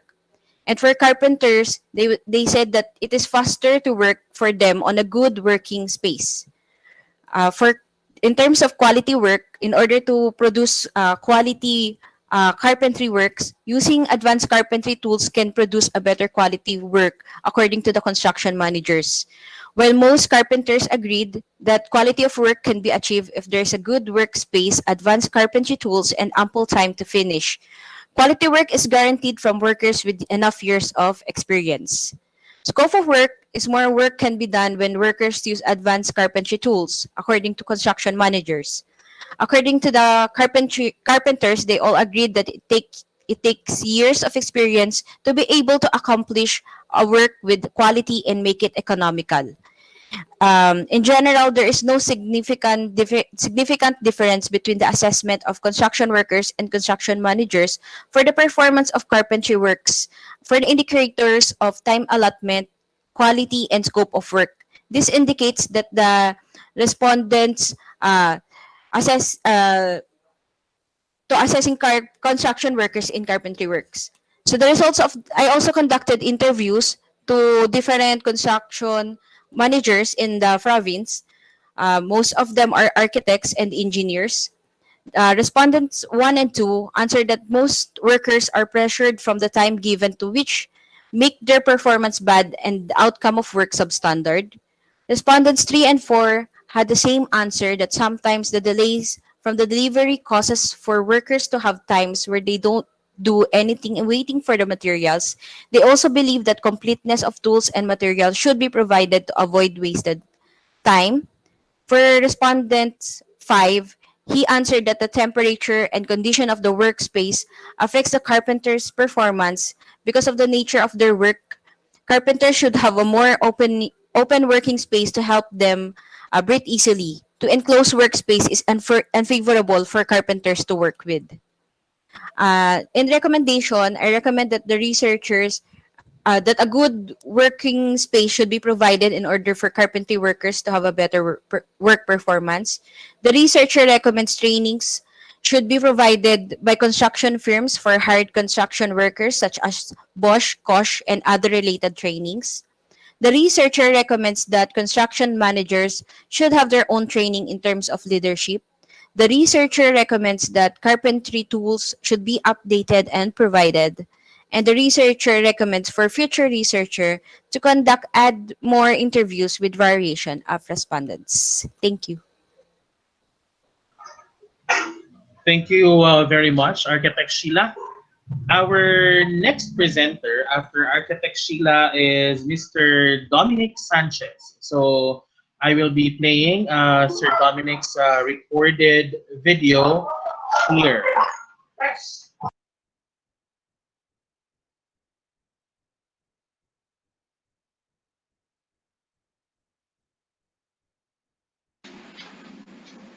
Good day to all, especially to the dynamic people and organizers of the International Integrated Research Conference. It is an honor to present this humble work to this prestigious gathering. I am Mr. Dominic Sanchez, a faculty member and Tele instructor of Cebu Technological University, Naga Extension Campus, City of Naga, Cebu, Philippines. Growing vegetables at home is a pleasant and productive activity as the authorities impose community quarantine as a result of a pandemic. People are advised to stay at home and follow health and safety protocols. Quarantines may have some unforeseen adverse effects on some people. Therefore, home gardening contributes to the physiological and psychological well-being of adults and the elderly. In urban areas, because spaces that do not meet the elements of vegetable garden, container gardening is an ideal alternative. Introduction. This research presentation entitled Containerized Okra, Lady's Fingers, Abilmuscus esculentus, Organic Fertilizers is Sold for Growth, highlights the growth of okra. One of the most common is to grow nutritious vegetables for homegrown container gardening. Chicken manure, vermicompost, and organic liquid bioinoculants were the organic fertilizers used to distinguish the growth effect of containerized okra labeled as groups A, B, and C and observed for 8 weeks. The chicken manure, a good source of nitrogen for plant growth, had been sun-dried for 1 month. The use of chicken manure as agricultural input promotes soil fertility. Fertile soil leads to healthier plants which would amount to higher yields. Moreover, vermicompost was harvested 1 week before its actual use in the study. Vermicompost is rich in beneficial microbes that contribute to thriving soil environment that help plants to grow. Materials and method. The seed originated from the okra's most green variety. Recycled plastic cups were used as temporary containers until the seedlings were ready to be transplanted into their permanent containers. The indication of the transfer of seedlings would be the appearance of 2 to 4 real leaves. The potting mixture used as the starting growing medium of the seeds consists of 25% garden soil, 25% vermicompost, 25% carbonized rice hull, and 25% commercialized coco peat. Soil and coconut peat have been solarized or exposed to sunlight for 1 week to eliminate possible threats to fungi and pathogens that would be detrimental to seed germination. As the true leaves appeared among the seedlings, they were transferred to permanent containers. The tables presented show the parameters of organic fertilizer application. For chicken manure and vermicompost, 16 tablespoons or 1 cup is applied every 7 days as basal fertilizer. In addition, the study incorporates basal and foliar solution or organic liquid bioinoculants. First is fish amino acid. It is the byproduct of fermentation process of fish entrails and other parts no longer needed for household use. This is done by preparing and mixing the equal amount of fish entrails and brown sugar. The mixture is kept in a covered jar. After 20 days, the extract could be harvested and stored in a plastic bottle. Fish amino acid is an organic liquid bioinoculant fertilizer that boosts plant growth during its vegetative stage as the primary source of nitrogen and other trace minerals. The second type of liquid bioinoculant is the fermented fruit juice developed by Dr. Han Kyu Chu of South Korea. In this study, due to availability, banana and mango peels were used as raw materials. It is prepared by mixing 1 kilo of fruit peelings with 1 kilo of brown sugar. The ideal fermentation time would be 7 to 10 days. After the fermentation period, the liquid part is then collected and ready to use. Fermented fruit juice activates enzymes and increases soil nutrients. In particular, it supplies potassium to plants. And the third type of liquid bioinoculant is calcium phosphate, a liquid fertilizer made from fermentation of eggshell and coconut vinegar. However, eggshells take time to decompose in the soil to allow plants to absorb the much needed amount of calcium, so that vinegar, preferably from fermented pure coconut, is integrated to induce a chemical reaction to extract calcium. If eggshells are pulverized and roasted under low heat and are soaked in vinegar, phosphorus could also be extracted together with the calcium. So instead of discarding the eggshell, mix it into 5 parts of the coconut vinegar. Allow the fermentation process to take place after 15 days to 20 days. Calphos is readily available.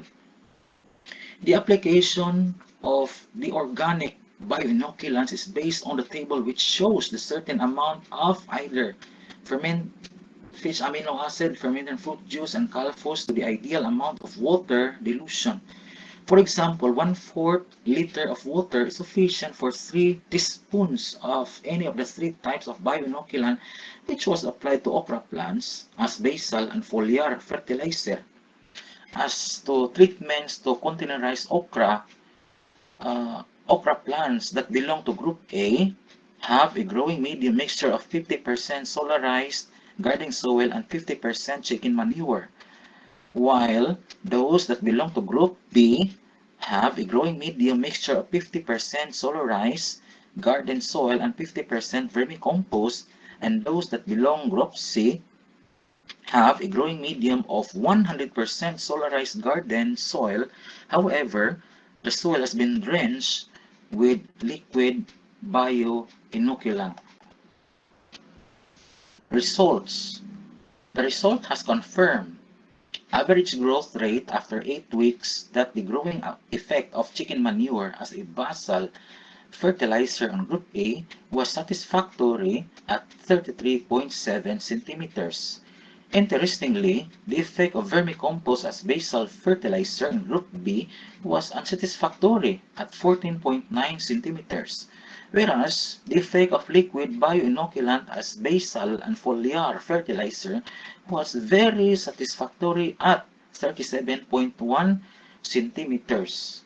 Groups A, B, and C were okra plant subjects transplanted in 5-gallon containers after showing 2 to 4 real leaves.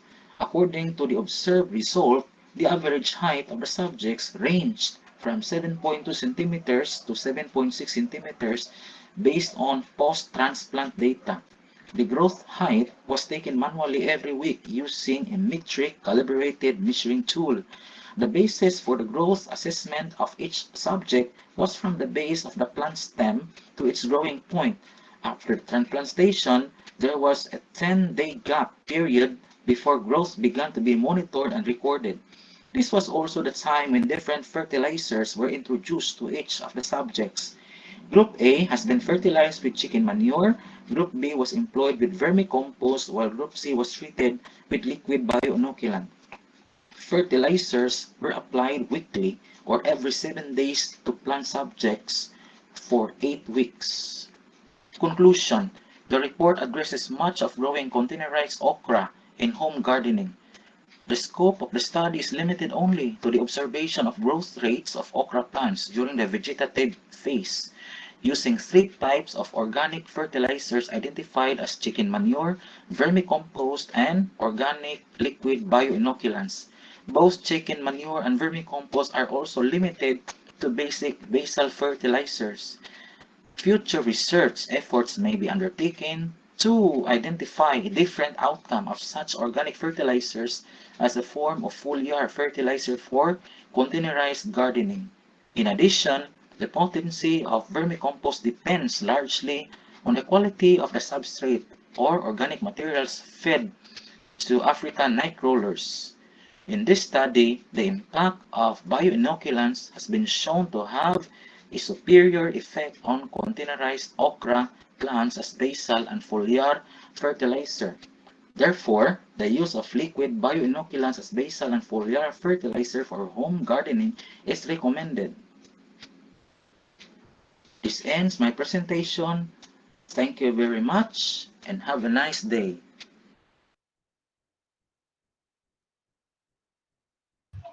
Thank you very much, Mr. Sanchez. So next up is Mr. Aldem Aldave. I'll be playing his presentation here on my end.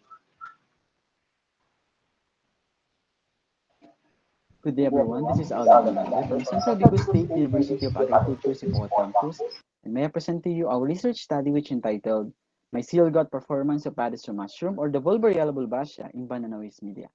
My co-authors are Maria Shineberi, Elizabeth Cabrera, Tom Rodriguez, Kenneth Nila Burgos, Christine Besmonte, and Mr. Arce Villarre.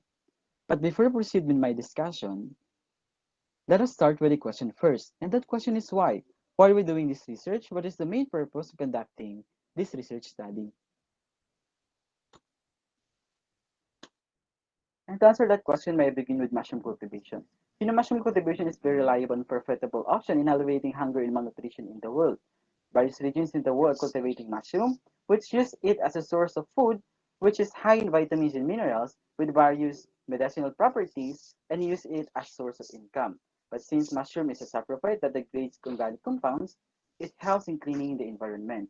And to be more precise, this study utilized padis from mushroom or the Bulbariella bulbacea, which ranked third among all cultivated mushroom in the world, according to Terebu Manamala et al. 2012. But there is a problem regarding with mushroom cultivation. Because mushroom cultivation all starts with culture media, and culture media is a solidified nutrients that support the growth of microorganisms, particularly fungi, inside the petri plates. And basically, we use the potato dacrus agar, which is available in the market, but found to be expensive by the local farmers. This holds them into engaging into mushroom cultivation.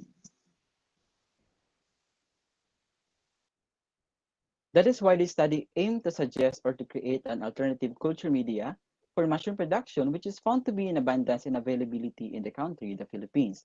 And we come up with the banana plant, particularly the saba banana. And there's a large production of saba banana in the Philippines. In fact, it accounts 39% of the total banana production. And the annual yield of saba banana in the Philippines is 9.4 tons per hectare. And it contains high level of nutrients and used as a source of income by many Filipino citizens. The large production of saba banana in the Philippines also generates large production of agricultural waste. Because we all know that after harvesting the banana fruit, the other parts of banana was considered as waste. And while viewed as waste, the study converts this waste into a culture media for mushroom production. So how did we come up with the experimentation? First, we gathered 500 grams to 1,000 grams of banana peeling, banana leaves, and banana stem for the 50% and 100% concentration of the culture media. The coconut water was served as the control media in this research study. And then the banana parts was decocted in 1 liter of tap water. Then the decoction was boiled up to 1 liter and was added with 10 grams of table sugar as additional source of nutrients and 20 grams of gulaman bar as the solidifying agent of the cultured media.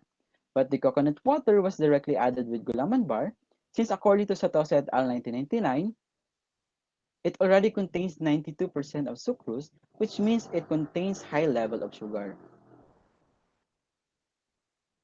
And after that, prior to sterilization, the pH level was adjusted to pH 8 since according to Reyes et al. 1998, the favorable pH level for mycelial production of Bulbariella bulbacea is 8. And then it was sterilized using an autoclave for 20 minutes at 121 degrees Celsius at 15 psi. The newly sterilized culture media was dispensed in sterilized petri plates and allowed to solidify. After that, using a sterile cork borer, a 7-day-old 10 mm mycelial black Bulbariella bulbacea was inoculated in the culture media and was stored under dark conditions since according to Reyes et al. 1998 and Saho 2014, Bulbarial bulbacea grows well under dark condition.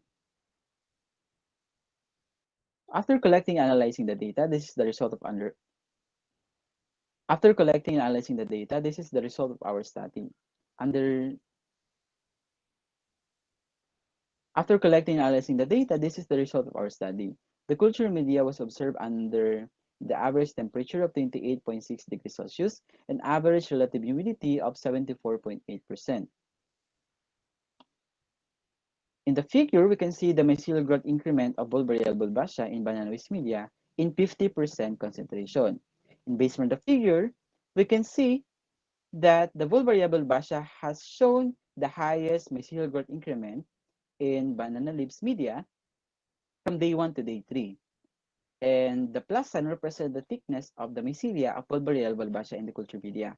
And we can see that there is a thickest mycelia in banana peeling of Bulbariella bulbacea.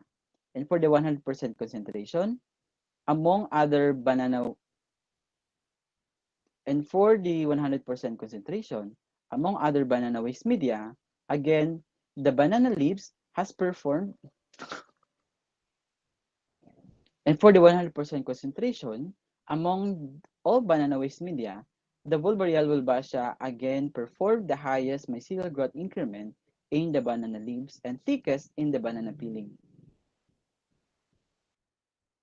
Okay, next is the number of incubation period of Bulbarial bulbacea in banana waste media in 50% concentration. So it shows the number of days before the Bulbarial bulbacea fully ramified the culture media. And based on the figure, we can see that the Bulbarial bulbacea has shown the shortest period of incubation in banana leaves, which only took 3 days before it fully ramified the culture media. But in banana peeling and banana pseudostem, it took 5 days before it fully ramified the culture media. And for the 100% concentration, among other banana waste media, the Bulbarial bulbacea has shown the shortest period of incubation in banana leaves also within 4 days only. But it has the highest number of incubation period in banana pseudostem, which took 11 days before it fully ramified the culture media. Accounting all of this, the study has concluded that some banana parts which considered as waste can be utilized as a culture media for mushroom production. And among banana waste media, the banana leaves in 50% concentration was considered as the ideal culture media for polyester mushroom production since it will hasten the mushroom cultivation and will increase the mushroom production. And the study strongly recommends to produce a Saba banana agar, which will provide a cheaper culture media for local Filipino farmers compared to the potato dextrose agar, which is already available in the market. So that would be all.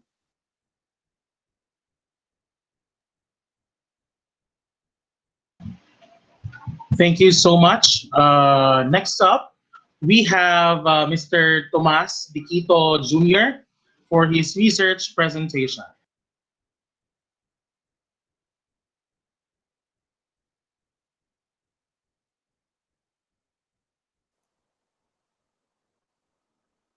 Good day, everyone. I'm Thomas Jr. Ediquito, College Instructor, Ligas College.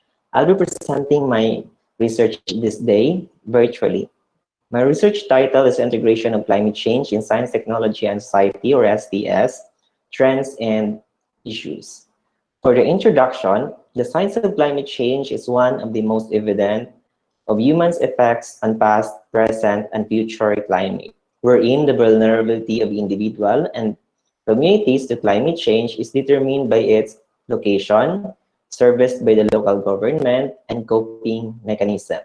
This study focuses in identifying the trends and issues in climate change integration in science, technology, and society. Specifically, it aims to answer the following questions. What are the trends in integrating climate change? What are the issues faced by teachers in climate change integration?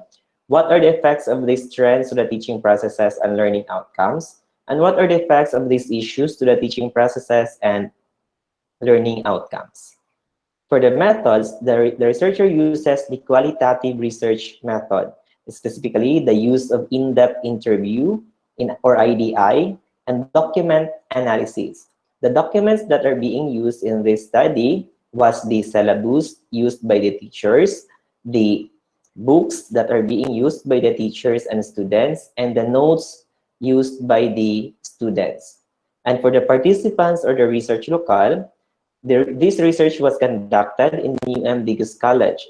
4 science teachers and 10 students from different courses was being interviewed. For the data analysis, the researcher uses the thematic analysis and analysis method. For the thematic analysis, the researcher formulated themes based from the responses of the participants. These responses are further organized into basic themes, organizing themes, and emergent themes. For the analysis method of data analysis, the researcher formulated a code from the responses of the participants. These codes was later used in thematic analysis. For the results and discussions. First is the trends in integrating climate change in science, technology, and society. Based from the responses of the participants, 3 basic themes emerges. These are the use of multimedia, the hands-on experience, and active learning.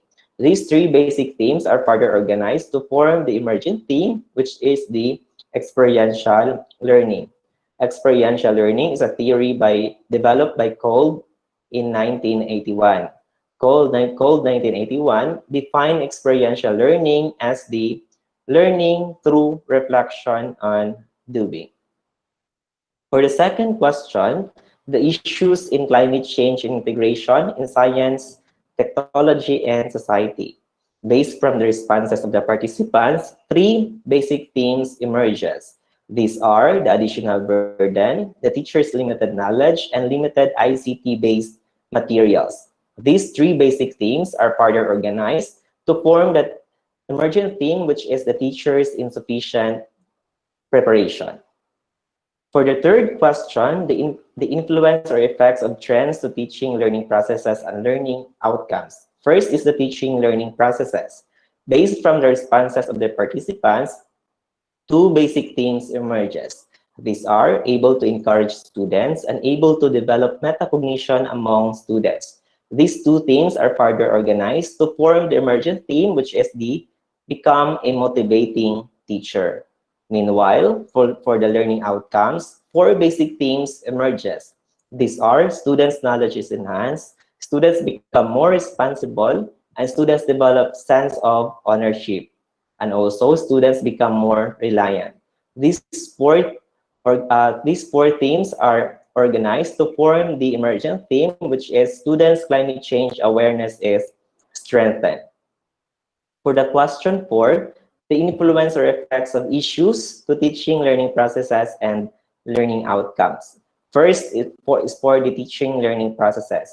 Based from the responses of the participants, 2 basic themes emerges. These are convey wrong information and time-consuming. Based from these 2 basic themes are organized to form the emergent theme, which is deliver insufficient information.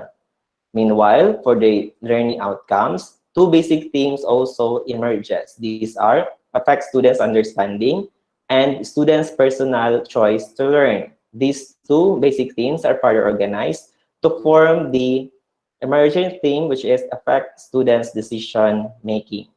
For the synthesis of the finding, the concepts are in the forms of ideas, topics related to climate change. These concepts are being presented in the forms of the lesson strategies, the syllabus, related information, and responses. Moreover, based from the following information, the trends and issues in climate change integration emerges. For the trends, the major trends is the experiential learning in the form of teachers become more motivating, and students' climate change awareness is strengthened. For the issues, we have the major issue is teachers' insufficient preparation in the form of deliver insufficient information, and because of this, it affected the students' decision making. Based from the based from the trends and issues, a training proposal was presented or being performed. Okay, for the conclusion, the following are the conclusion draws based on the findings derived from this study. First, teachers use different strategies in integrating climate change in science, technology, and society.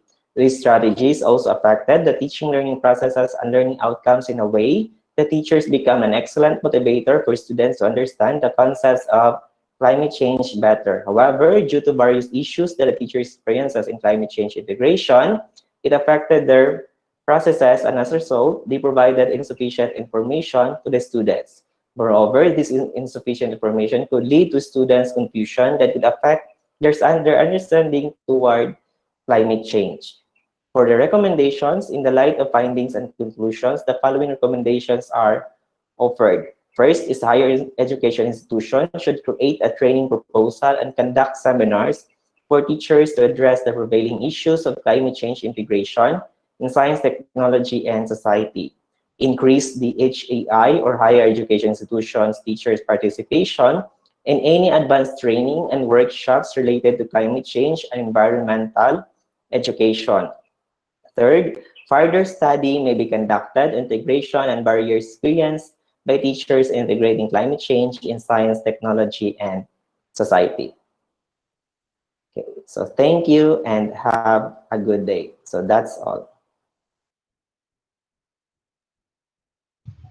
Thank you so much, Mr. Thomas Diquito Jr.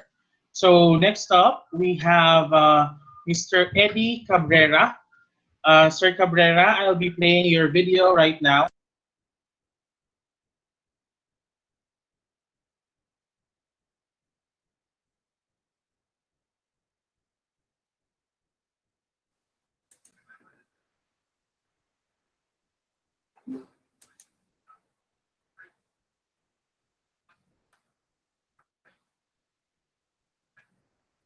Good day, everyone. Today I will be presenting our research titled Antimicrobial Activity of Plumeria acuminata ethanolic flower extract on the Staphylococcus aureus. The emergence and growth of multi-drug resistant bacterial pathogens have substantially threatened the current non-antibacterial remedy. In general, bacteria have the genetic ability to transit and acquire resistance to drugs which are utilized as therapeutic agents. The most problematic bacteria include, but are not limited to, extended spectrum lactamase, producing the ASBL and SBL-KP, carbapenem resistant, the Enterobacteriaceae, Pseudomonas aeruginosa, and Acinetobacter baumannii, hospital-acquired methicillin-resistant Staphylococcus aureus, and the VRA. Thus, Infectious Disease Society of America has recognized the MRSA, VRE, ASBL, EP, ASBL-KP, and the Pseudomonas aeruginosa as notorious pathogens among the 6 major pathogens to which therapies with effective newer antimicrobial are urgently required. Most medicines for prevention are often processed in artificial. Medicinal plant extracts offer considerable potential for the development of new agents effective against infections which are currently difficult to treat. So this study aims to discover and determine a natural alternative, the Plumeria acuminata flower extract, to be used on the Staphylococcus aureus. The Staphylococcus aureus is a common bacterium frequently isolated from the nares of humans. It is also one of the most common pathogens that cause skin infections. When left untreated, disorders associated with these organisms may progress, in a wide range of conditions like tissue infections, pneumonia, wound, joint, as well as bone infections. The Plumeria caminata was introduced widely into many central and southern states of India and is widely distributed all over the world. In the traditional medicine system, different parts of the plant have been useful in the treatment of a variety of diseases such as decoction of bark is used as purgative in vermifuge. The latex is used for itching with coconut oil. The experimental method of research was used in this study. The plant active components were extracted using the crude extraction method, and the antimicrobial activity of the extract was tested in the Mueller-Hinton agar by this diffusion method. Likewise, the zone of inhibition was measured using the Kirby-Bauer disk diffusion method. On the table, you will notice the total mean zone of inhibition, the reactivity, and the inhibitory activity of the variables. So we have the Kalatutsi flower extract, the positive control, and the negative control. The positive control is the oxacillin, and the negative control is a sample-free disk utilized in this study. So the total mean for the flower extract, we have 17.28 with the reactivity rate of 3, and then inhibitory activity of 3 plus.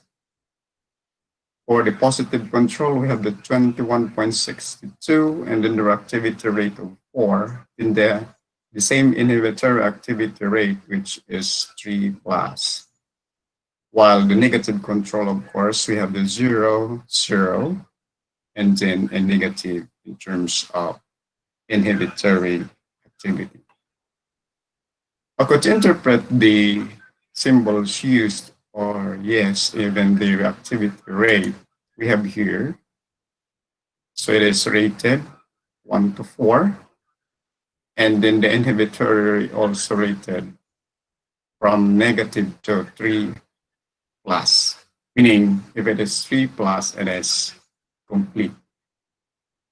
Partial for the 2, and then 1 for slight.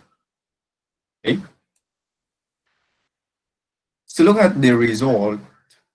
So the sample Kalatutsi ethanolic flower extract produced complete inhibitory activity with moderate reactivity against the test organism, the Staphylococcus aureus.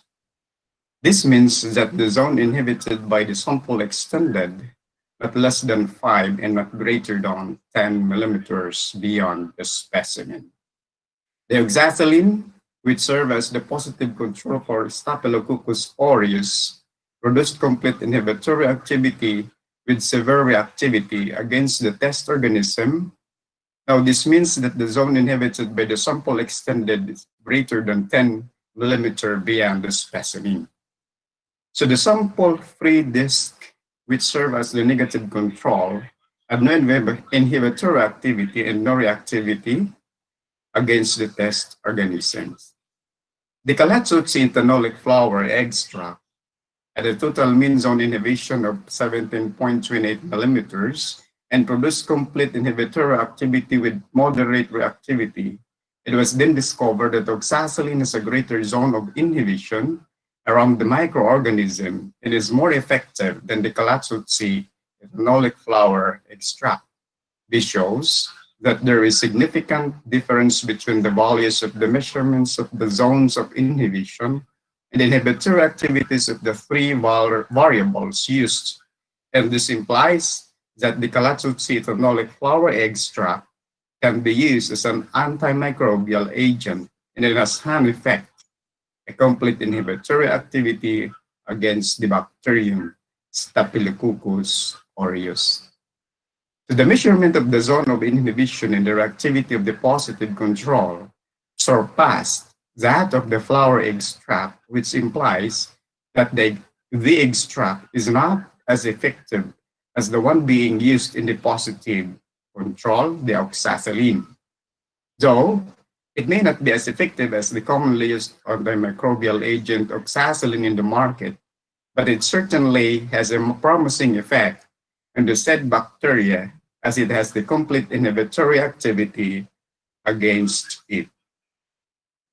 So the sample has a reactivity rating of 3 as ranked by the Department of Science and Technology as moderate, which means that it has successfully inhibited the bacteria completely and extended not less than 5 millimeters, but also not greater than 10 millimeters beyond this specimen.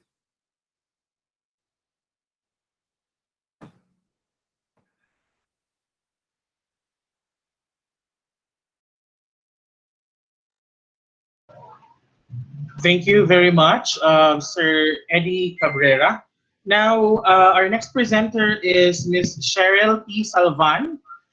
The title of her research is Engineered Plant Pots from Plastic Waste and Rice Hull Ash, Basis for Extension.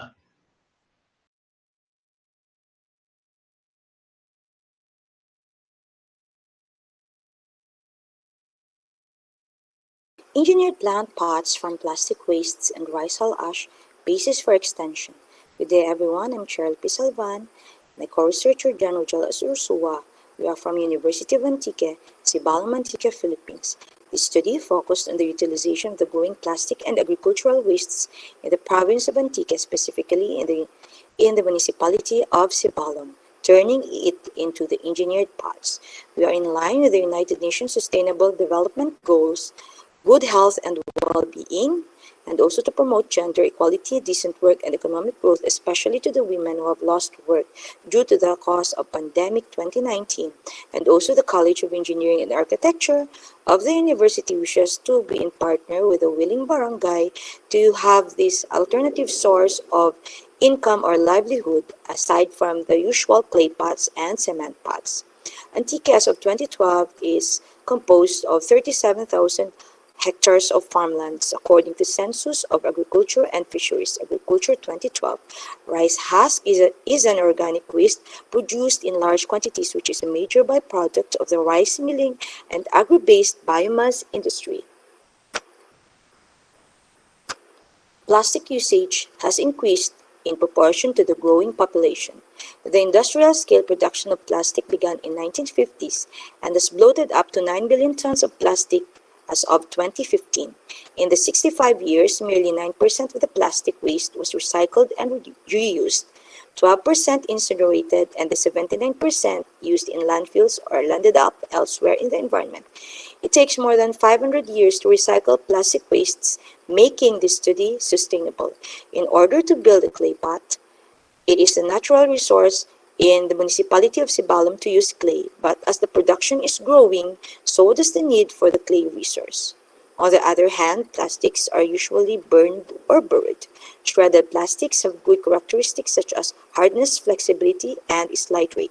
With proper sizing and homogeneity, the expected strength can be attained. Cement as a binding material contains silica. Likewise, burnt rice ash hull is also high in this content. This study sought to find the effectiveness of the engineered pots by partially replacing rice hull ash to cement and shredded polyethylene terephthalate or PET bottles to sand. The study focused on the following questions. What is the proper mixture of materials in order to get the desired output in terms of compressive strength, water absorption, and fluorescence? What are the effects of varied concrete brick mixture on compression test? What are the effects of varied concrete mixture on water absorption? And what are the effects of varied concrete mixture on a fluorescence test?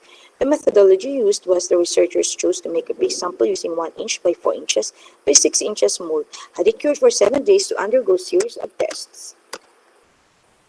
The process of making samples for engineered pots includes the collection of materials, the cutting of the plastic waste into 5 mm to 10 mm rectangular approximate size, and the washing of materials, also including the 15 kilograms of the river sand passing the 4.75 mm to 0.075 mm CU. The preparation of materials, they were air dried and they have been weighed in a weighing scale separately. The fixing of proportion of materials as seen in table 1 and the preparation of the mold, the casting of samples, the curing, the testing, and the result and comparisons. As seen in table 1, the composition of materials by weight, the total weight of the brick is 1.8 kilograms. We have 4 brick codes from A to D. The Portland cement mass ranging from 39 to 45%. The cement the sand mass is ranging from 49 to 55%. The PET and the RHA ranges from 6 to 0%. 3 samples were prepared for each brick code and has been subjected to the testing at the Department of Public Works and Highways for compression under the universal testing machine with a load rate of 140 kg per square centimeter per minute was applied gradually without shock and continuously until the brick specimen broke. Finally, each compressive strength of the sample was recorded, and the features of the failure of the bricks were also taken down. Moreover, the resistance for crushing varies. Say, for instance, soft-facing brick crushed about 3.5 Newton per mm squared until 140 Newton per mm squared for engineering brick. As shown on Table 2, the maximum load and compressive strength of varied sample mixture. As the amount of cement and sand increases, the density also increases. According to ASTM C129 standard specification for non-load bearing masonry units for net area, compressive strength for the minimum requirements lower than ASTM C90, the compressive strength requirements are 500 psi for an individual unit and 600 psi for sample average of 3 units. Hence, all of the samples of the bricks surpass the requirements of 500 psi. As you can see, it ranges from 3309 to 1579. As the percentage of the RHA and PET increases, the compressive strength also decreases, but it is still surpassing the requirement of 500 psi because brick D is 1579.171 psi. In terms of water absorption, a concrete brick can absorb or discharge moisture content because of its dryness and porosity. The brick will absorb water if it is dry, thus making it poor, and the mortar will fail. It reduces the general strength of the structure. With this, water absorption test as per IS3495 was performed.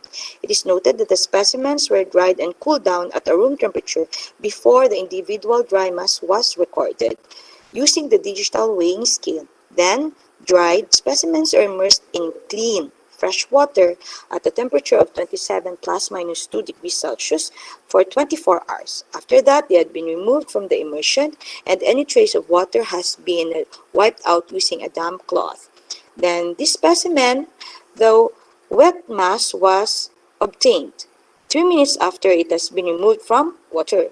Bricks of good quality do not absorb more than 20% of the water. Lastly, the percentage of the water absorption was determined from the formula M2 minus M1 over M1 times 100. As you can see from the table, all of them are excellent because it has not surpassed the 20% absorption.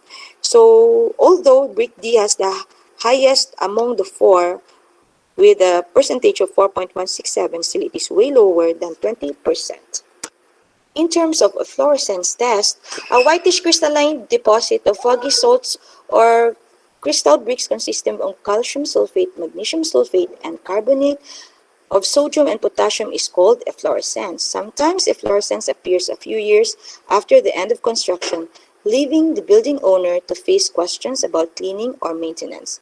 The water will tend to dissolve the soluble salts in the brick and transport them to its surface, where they may be progressively deposited as the water in which they are dissolved evaporates. So, the brick is immersed in distilled water for 24 hours. It proves that the absence of alkalis in the bricks is there. If the whitish layer is visible for about 10%, the brick surface, the presence of alkali is acceptable. If it is about 50% of the surface, then it is moderate. If the alkali presence is more than 50%, then the brick is severely affected by alkali. But as you can see, the fluorescence result is that it is acceptable, only showing slight presence of the 10%. In totality, the researchers have found out that plastic waste and RHA are effective to replace sand and cement in the sample. It is suggested that the mixture to be used would be that of brick tea so that more wastes could be included and lesser percentage for cement and sand to make it less costly to make. It has not absorbed more than 20% of water and shows that waste can increase durability of concrete. The presence of alkali was in an acceptable range too. Therefore, as to attain the same strength and durability of the sample, the engineered pots should also have the same thickness of 1 inch. Based on cost comparison conducted by the researchers between cement pots and the engineered cement pots, it was found out that the material cost was reduced by 12.28%. Therefore, it is economically at the same time eco-friendly. Therefore, the college can partner with the local government unit in Sibalom, particularly in Barangay Barik, to push through the extension project because of the availability of both the wastes and can help them have an income more than they are earning now because they will be using plastics and RHA as an alternative. Thank you.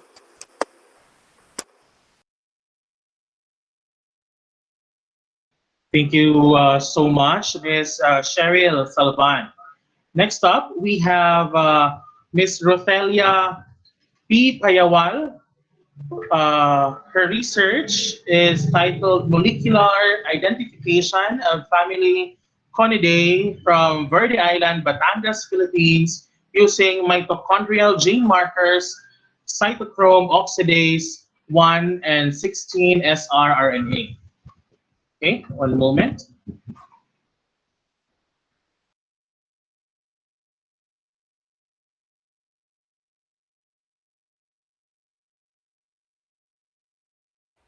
Hi, it is our privilege to present to you our paper entitled Molecular Identification of Cone Snails from Family Conidae Gastropoda at Verde Island, Batangas, Philippines using mitochondrial gene markers, cytochrome oxidase 1 and 16S-rRNA of biology.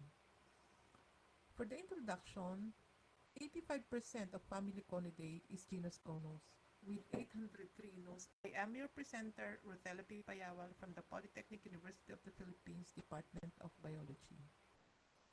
For the introduction, 85% of family Conidae is genus Conus, with 803 known species according to Worms of 2014. In terms of diet, they are vermivorous, piscivorous, and molluscivorous. They are also predatory and venomous in terms of their habits. They are pharmacologically, hence economically important because of their conopeptides, which are used into drugs.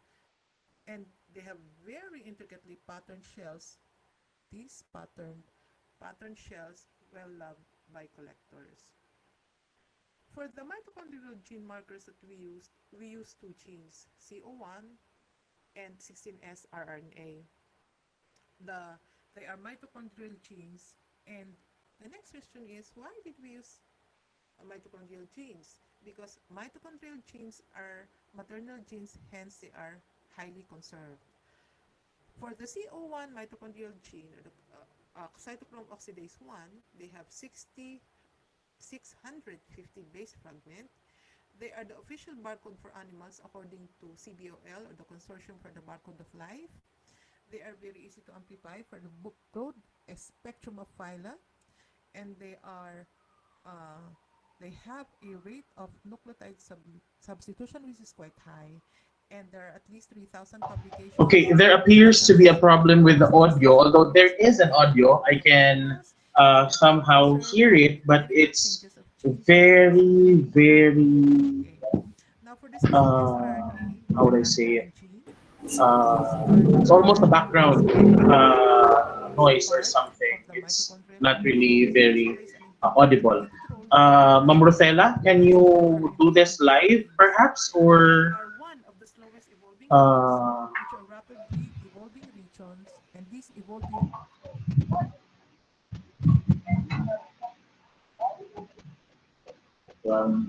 hello, ma'am?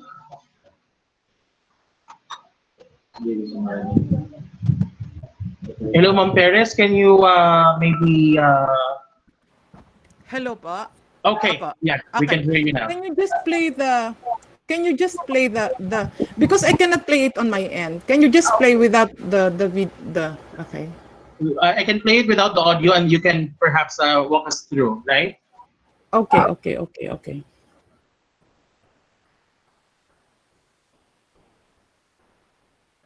You can just take off from there. Okay. So I can still hear the audio. I am this is quite confusing because I can still hear the audio. Can you turn off the audio? Sure, I can do that. Okay. So I am here. 85% of the genus Conus is from family Conidae. There are 803 known species by worms in 2014. In terms of diet, they are vermivorous, piscivorous, and mollucivorous. They are also predatory and venomous in terms of habits. They're also pharmacologically important because of their conopeptides, and they have very intricately shells well loved by collectors.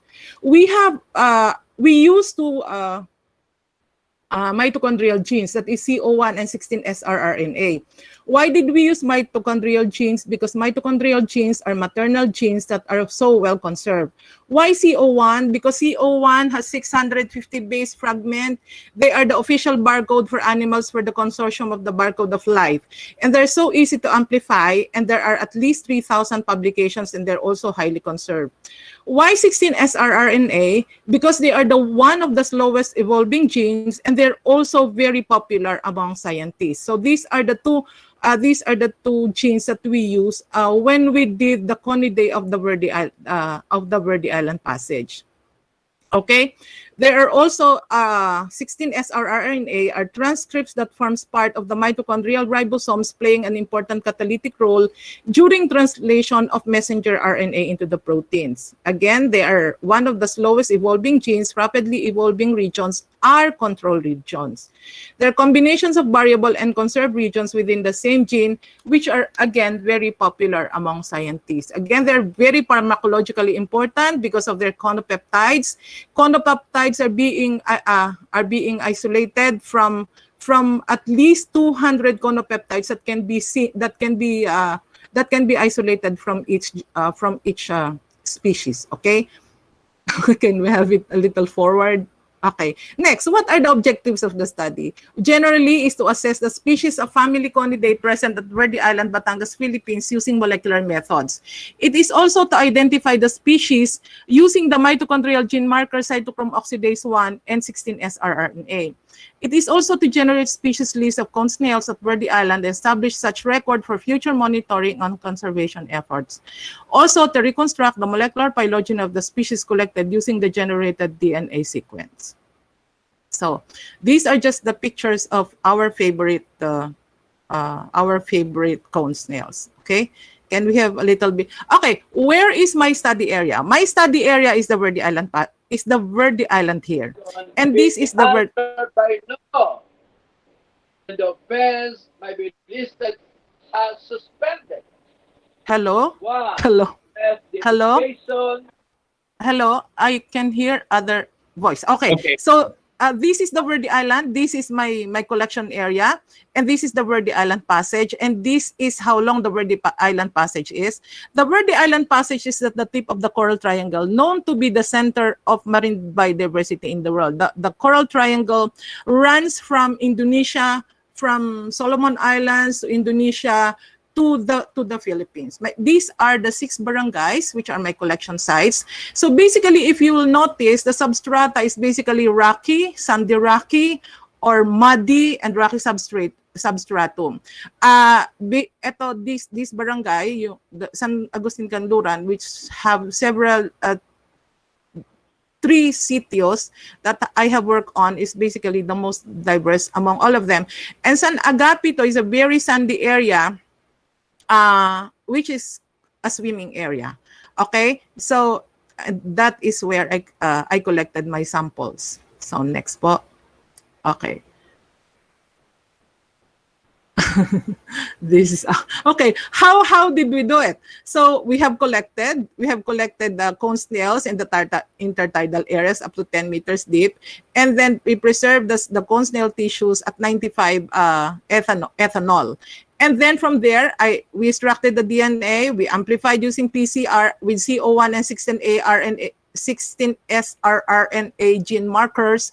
And of course, we sequenced. And after the sequence, we did the phylogenetic analysis using sequence alignment and blast analysis. And BLAST analysis, which is BLAST is the basic local alignment search tool for to find regions of similarity between proteins, between nucleotide sequence, and of course we constructed the phylogenetic trees. Okay. Okay, so what is the summary of our results analysis and discussion? For the maximum identity score, what does that mean? We compared our data with the data of the BLAST. We saw that 95 to 99% using CO1, we saw a maximum identity score of 95 to 99% using CO1. And for the 16S rRNA, there was only 81 to 99%. We had 45 phenotypes and 38 species. We successfully identified 38 species among the 45 phenotypes. And among the 38 species, we have 21 distinct species identified. For the comparison of molecular identification collected using CO1 and 16S, 26 samples had matching identities, meaning CO1 and 16S have the same identities. 11 samples had differences in identification. There were no DNA samples from 6 phenotypes. And conosmiles, this one here, was only identified through CO1, and this one here was only identified through 16S rRNA. Okay. Okay. Okay, what are our significant findings? Both genes were successful in identifying the Conidae species collected. So there were some differences in the identification were observed based on trees and pairwise distances. There were disagreements with identification which coincides with the lower identity match scores in 16S rRNA. We used 2 genes also to compare the viability of those genes in working with cone snails. Although a lot of workers, particularly the group of Nico Polrandre, was also using 16S rRNA, but in our findings, it has a lower identity match scores in 16S rRNA. In concatenated phylogenetic analysis, what is the meaning of concatenated phylogenetic analysis? That it is a combination of the phylogenetic trees from 16S and CO1, we combined them, and then we found out that the signal is usually confirmed in CO1.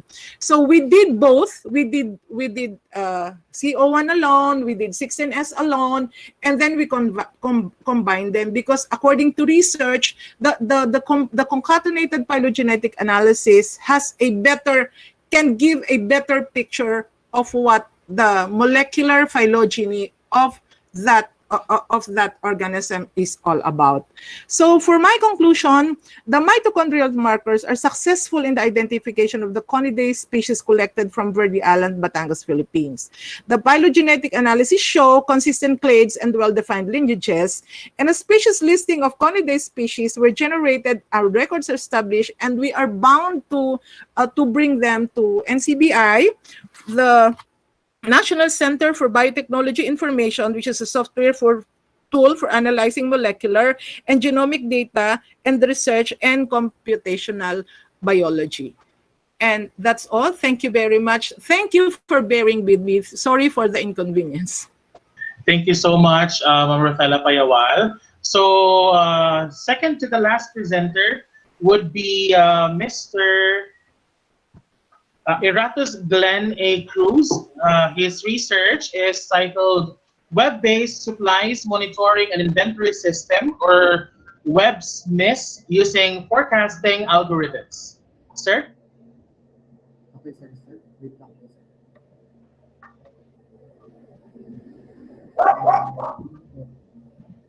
Hello po. Yes, we can hear you. Nakikita na po yung, okay.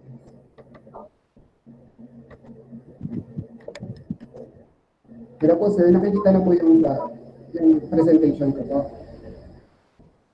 I think you're presenting. Okay, yeah. Okay. So good afternoon, fellow researchers. Good afternoon, panelists. So thank you for allowing me to present to you my research, web-based supplies monitoring and inventory system, or web SMIS, using forecasting algorithm. So by the way, I am Erapis Glenn Cruz, instructor from the President Orman Magsaysay State University under College of Communication and Information Technology, and also a University Management Information System organizations. So for the introduction of my research, so the school supply is substantially more than an uninvolved holder of the educational procedure. So it is somewhat a basic segment of the states of learning. The format of the outline of a supply adds to the spot experience of students, educators, and group individuals. Contingent upon the nature of its outline and administration, the supply can add to the feeling of possession, well-being and security, personalization and control, protection in addition, sociality and extensive size of crowdness. Planning, designing, or managing the school supply, these aspects of SPOT experience out to when conceivable is contemplated. So computerized system is the most commonly used in offices and institutions nowadays because it brings the organization the potential improvement in accuracy and speed through better analysis of inventory trends, including the patterns of the processing and recording. Moreover, immediate result will be more timely and information on the items present on hand are within reach. The supply personnel could encounter fewer burdens and there will be less effort on processing transactions, thus avoiding misplaced or lost records. So, the methods on my research is, so this study made of use of descriptive method research. So the specific descriptive research technique used were survey and content analysis to completely show evaluation of the developed web-based supplies monitoring and inventory system using forecasting algorithm for the Governor Manuel D. Barreto National High School. So the study was conducted at San Felipe Zambales for the school year 2019-2020. It involved a total of 50 teachers and staff who are selected using quota sampling. 31 of the respondents were teachers and the remaining are 19 staff. The descriptive method involves collection of data in order to test the hypothesis or to answer questions concerning the current status of the subject under study Civilian 1994. According to Calmurin 1998 survey is useful in providing the value of facts, focusing attention of the most important thing to be reported. So the researchers use the instrument as their measurement in gathering and collecting data, and the respondent may respond on the demographic variables depending on their personal information. The researchers also employed the developmental research design in developing the web applications. So the statistical package or SPSS computer software and MS Excel will use for the computation and interpretation of data. The statistical tool in the analysis and interpretation of data and hypothesis testing include the following those. So the frequency distribution, there's mean, percentage, rank, Likert scale, analysis of variance or ANOVA, and Cronbach alpha. So on my results and discussions, based on the foregoing findings, the following conclusions are known. The respondents evaluated the software quality of web-based supply monitoring and inventory system using forecasting algorithm as excellence. So the level of acceptability of respondents on a web-based supplies using forecasting algorithm as was acceptable. The level of readiness of Governor Manuel D. Barreto National High School in the implementation of web-based supplies monitoring and inventory system using forecasting algorithm was ready. So there is no difference on the respondents' evaluation in the software quality of the web-based supplies using forecasting algorithm using ISO IEC 501 2011 metrics. So there was no difference on the respondents' evaluation in the level of acceptability of the web-based supplies monitoring or WebSMIS using forecasting algorithm. There is no difference on the respondents' evaluation in the level of readiness of Governor Manuel D. Barreto National High School in the implementation of the web-based supplies monitoring and inventory system using forecasting algorithm. Functional sustainability, performance efficiency, compatibility, usability, reliability, security, maintainability, and portability are significant predictors of the software quality of the web-based supplies monitoring and inventory system using forecasting algorithm. So the respondents also strongly disagree on the challenges encountered on the use of the web-based supplies monitoring and inventory system using forecasting algorithm. So for the recommendations, based on the summary of findings and the conclusion arrived at the researchers offered the following recommendations. Number one is to maintain the web-based supplies monitoring and inventory system using forecasting algorithm. Then further enhance functionality through system completeness and development performance through developing user friendliness of the system. Administrators or administrator of Governor Manuel D. Barreto National High School may assign available personnel or user to call anytime for the equipment malfunctions and allocate room or storage for the system maintenance. Of course, sustain the software quality of web-based supplies monitoring inventory system in terms of functionality, sustainability, performance efficiency, compatibility, usability, reliability, security, maintainability, and portability. So, and prolong the functionality and performance level of the system. So, the number 6, the developed web-based supplies monitoring and inventory system is ready for implementation to Governor Manuel D. Barreto High School.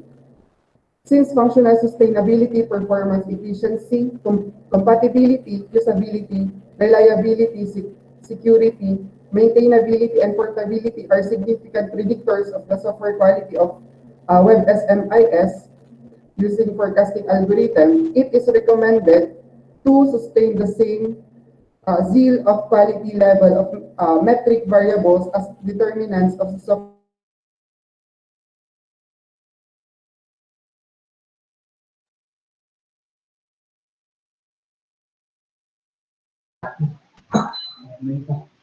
Sir Glenn?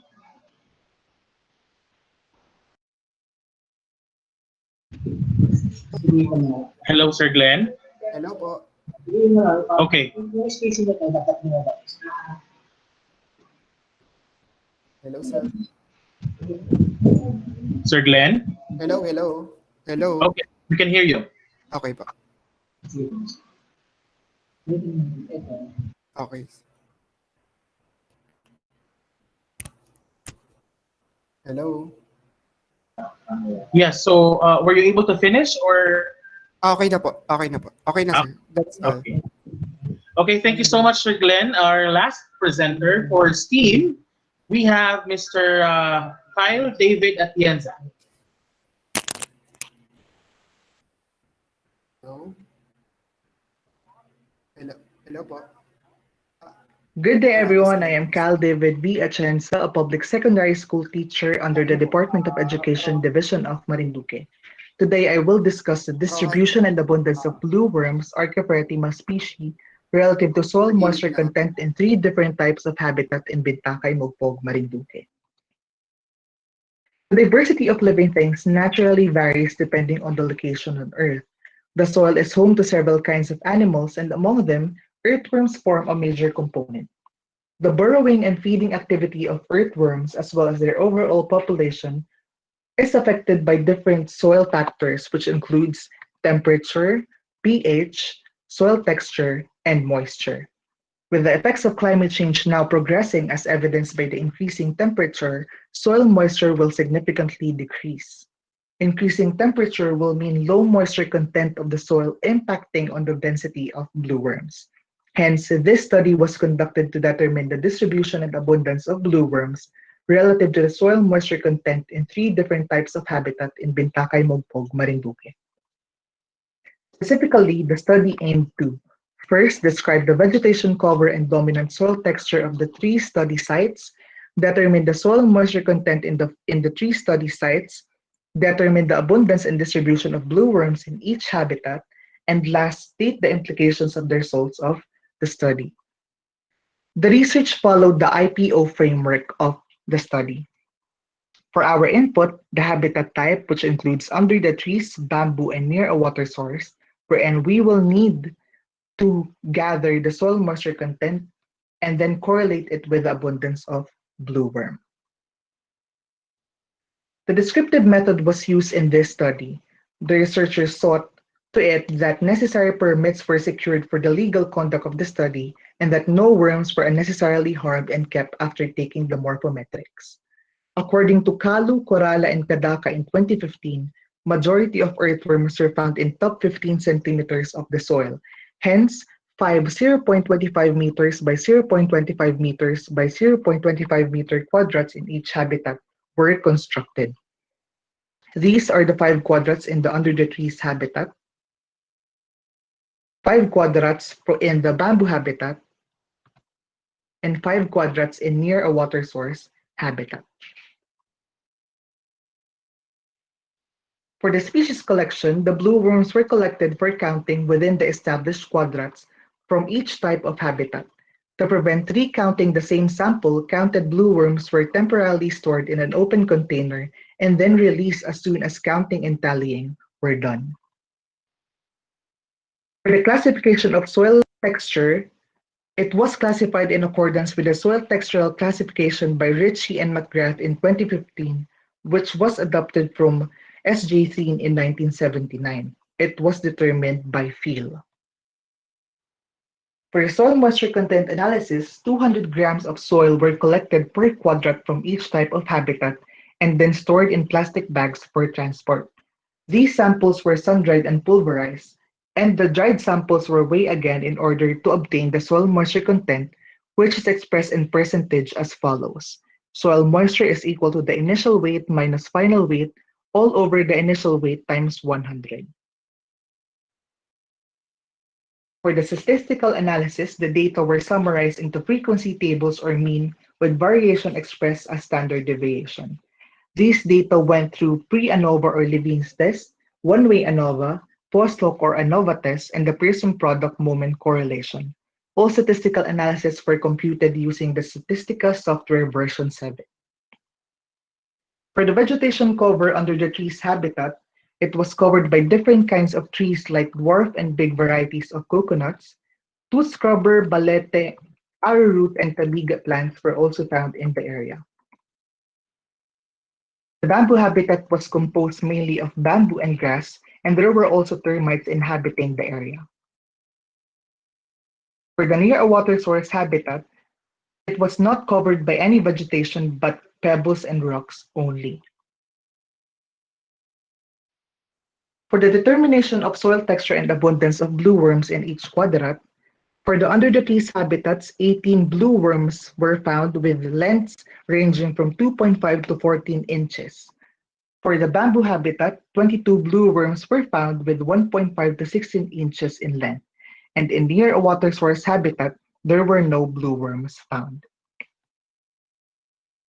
For the dominant soil texture, 100% of the quadrats includes the clay soil type, same with the bamboo habitat, while in near a water source, 80% of the quadrats has silk and 20% is sandy.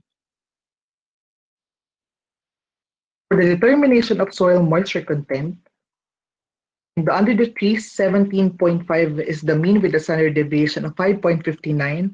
The bamboo habitat has a mean of 19.5 with a standard deviation of 5.7, and the near a water source habitat has a mean of 7.5 with a standard deviation of 3.06. Results of pre-ANOVA tests showed that the results are homogeneous, justifying in the use of ANOVA. For the result to be deemed as not homogeneous, the probability value should be less than 0.05.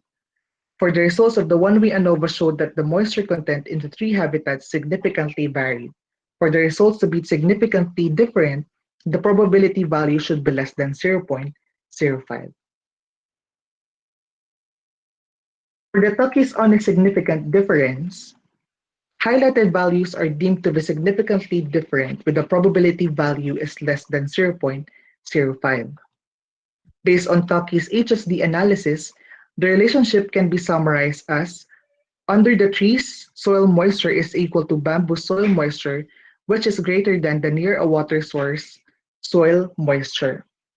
Now the question here is, why is it that the soil moisture in near a water source habitat is lesser than the soil moisture in the under the trees habitat in the bamboo's habitat? This is because of their soil texture. According to Shorter in 2014, the ability for a soil to retain water is partly determined by the size of the soil particle. The smaller the soil's particle are, the greater the soil surface area is, thus retaining more water in the soil. Since clay particles are small, fine, and stick together easily, there are plenty of spaces for water, but once gaps are filled, the water cannot flow through, preventing drainage. Clay tends to hold moisture, improving water qualities of soil, but reducing drainage potential. On the other hand, sand is the largest of the different types of soil. They are rough in texture, which prevents them from sticking together to each other. Coarse sand can be also a negative factor for the inhabiting earthworm because the abrasive action of sand grains damages their skin. For the correlation between the abundance of blueworm and soil moisture content, the Pearson product moment correlation showed that the abundance of blueworm is directly correlated with the soil moisture content with the correlation coefficient of 90.9505. It can be said that as the soil moisture content increases, the abundance of blueworm tends to increase. The results of this study is also seen in the study of True in 2006, which shows that less number of earthworms take place in area where there is low moisture content. Among different soil parameters, moisture content found with organic content affected the distribution of earthworms. Hence, they prefer soils with loamy texture that don't dry out more easily. Based on the data gathered, it can be concluded that the soil moisture content under the trees and bamboo habitats is the same and is greater than the soil moisture content in the near water source habitat. It also showed that there is a correlation between the abundance of blueworms and the soil moisture content. With the effects of climate change now progressing as evidenced by the increasing temperature, soil moisture will significantly decrease, hence impacting on the density of blueworms. Blueworms are food to some birds, amphibians, and reptiles. If the blueworms' densities are low or if they have receded to lower depths, the organisms that are dependent for them in food will have less food to eat during the summer months, and so will the fertility of the soil and agriculture as well. With the decrease of natural soil enhancers, soil fertility cannot efficiently be enhanced, thus production of agricultural products during the summer months will be low. In considering the importance of blueworms in the soil ecology, it is important to consider the conservation of soil moisture in order to ensure the presence of blueworms in the soil, which could be attained through conserving trees as they are able to conserve water, especially in watershed areas. That ends my presentation. Thank you everyone for listening and to the panelists for taking the time to critique my research. Stay safe. Okay, thank you very much, Kyle David Atienza. Uh, Ladies and gentlemen, those are all our presenters for the STEAM session. So, Dr. Naldoza, are you with us?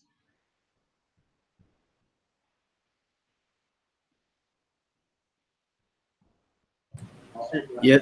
Yes, Simon. Hi, good afternoon, everyone. Shall we proceed with the overall impressions of all the papers? Yeah, sure. All right. So I don't want to comment anymore with the quality of the papers because it has been published and it's been done. No, the purpose of your presentation is to provide your recommendations and how could it would be it matter at the same time would help your other colleagues in terms of appreciating the quality and the results. No, one good point that I saw in all of the presentations, particularly in terms of sciences, is that the significant results in terms of the outcomes or the outputs of the experimental studies had been increasing had been evident in most in your locality or in your community. I saw the relevance of this, and I'm looking forward on how you will translate this research later on in what we call an impact research. Kasi looking at the perspective when it comes to the production of researches in the state universities and colleges, pansin nyo na, di ba, for every research that we do, lagi siyang binabangga sa extension. And I know yun yung lagi talagang hinahanapan sa atin ng accreditors na what's the impact of the research being conducted? How would you link that to your extension programs? How would you link that onto your anything related to community services? I mean to say, when you have that on your community, what if you will be going to provide another study, it should be related again to your existing research and to make an impact. Halimbawa, in some of the research, I saw merong mga plans, there are outputs or programs created at the same time results when it comes to yield productivity. And what you can do with that later on is to test and even do now the immersion on the locality, where you can easily look at the study wherein how it will provide benefit and the idea of commercialization and productivity in terms of our knowledge assets, or even talking about knowledge assets is that these are the products of our researches, and anything that has been created by mind, okay, are considered to be knowledge asset, and this will help your university and your community to be more engaged when it comes to the production of the research. Ibig sabihin, hindi pwedeng ang research ay nakalagay lang sa ating mga shelves, no, sa library. You mean to say it should be productive. That kind of approach is what we call translational research. Okay, mean to say, from the existing research that you have, what's next with the research? Come up with another form of research from the one that you've created in order for you to sustain and in order for that to become more viable to the respected to your stakeholders particular. For example, if we're talking about instruction, if you conducted a case study, if you conducted qualitative study, what would be the next? You propose to have a program on your recommendation, then the next to it would be you need to create now a program that's related on the existing study. Doon magkakaroon kasi siya ng relationship. Okay, kaya isa yan sa mga bagay na masasagot ng mga researches ninyo. I mean, those are productive research, and I really appreciate the knowledge workers no in the field.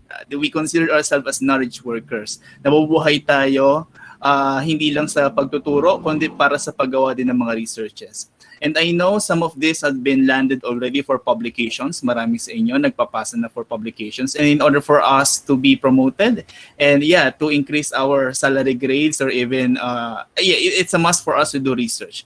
It's normal for us.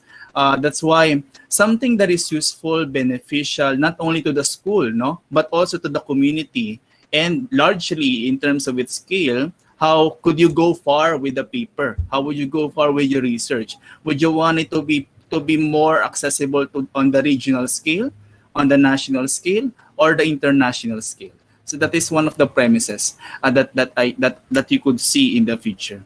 Okay, if you're looking for the idea of every research is viable when it's being translated into practice and application. Okay, and the level of citation is very important. No, when you publish that, be sure that you encourage other people also to cite your paper, to increase your level of citations, not only in SIS, ISI, or Scopus, but also that will help you to be known in your particular field or in your field of expertise. That's one of my recommendations lang. Aside from that is just continue working and producing more researches. Okay, because sabi nga nila, although there are discussions na why do we still need to produce research? Why bakit kailangan pa nating gumawa? Kahit naman hindi ka gumagawa ng research, some things are still viable. But again, there are lots of evidences that research is proved. Okay, not only in the field of sciences or even in technology, it's worth in the community, but also your presence, your knowledge present is very important. Just keep up on that expertise and be sure that it will be published. Okay. Our main goal now is to publish research. I don't want to comment on why do you have that kind of methodology? Why? Because it's your trust as a knowledge worker. You're not defending anymore your paper. You're presenting your paper to us in order for us to do collaboration and have our own best practices. Okay? Kaya para siyang hindi defense, pansin nyo. I don't want to treat it as a defense because it's done already and you all did great on your papers. So once again, congratulations and thank you for being part of the International Integrated Conference for 2020. Maraming salamat. Thank you very much. Congratulations, everyone. Thank you so much, Dr. Naldoza. So earlier, when we did our presentations for environment and climate change, we left out, or somebody was late. That was John Manuel Padre. Is he still with us? I noticed him join us earlier.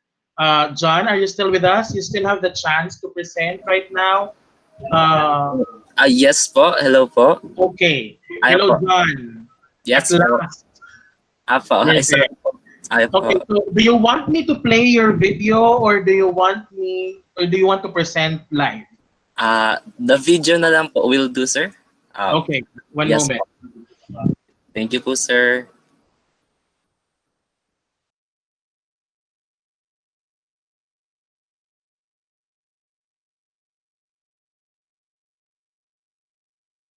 Padre, a research presenter for the International Integrated Research Conference for 2020, and the title of my research is The Role of Social Media in Promoting Personal Social Responsibility Regarding Climate Change.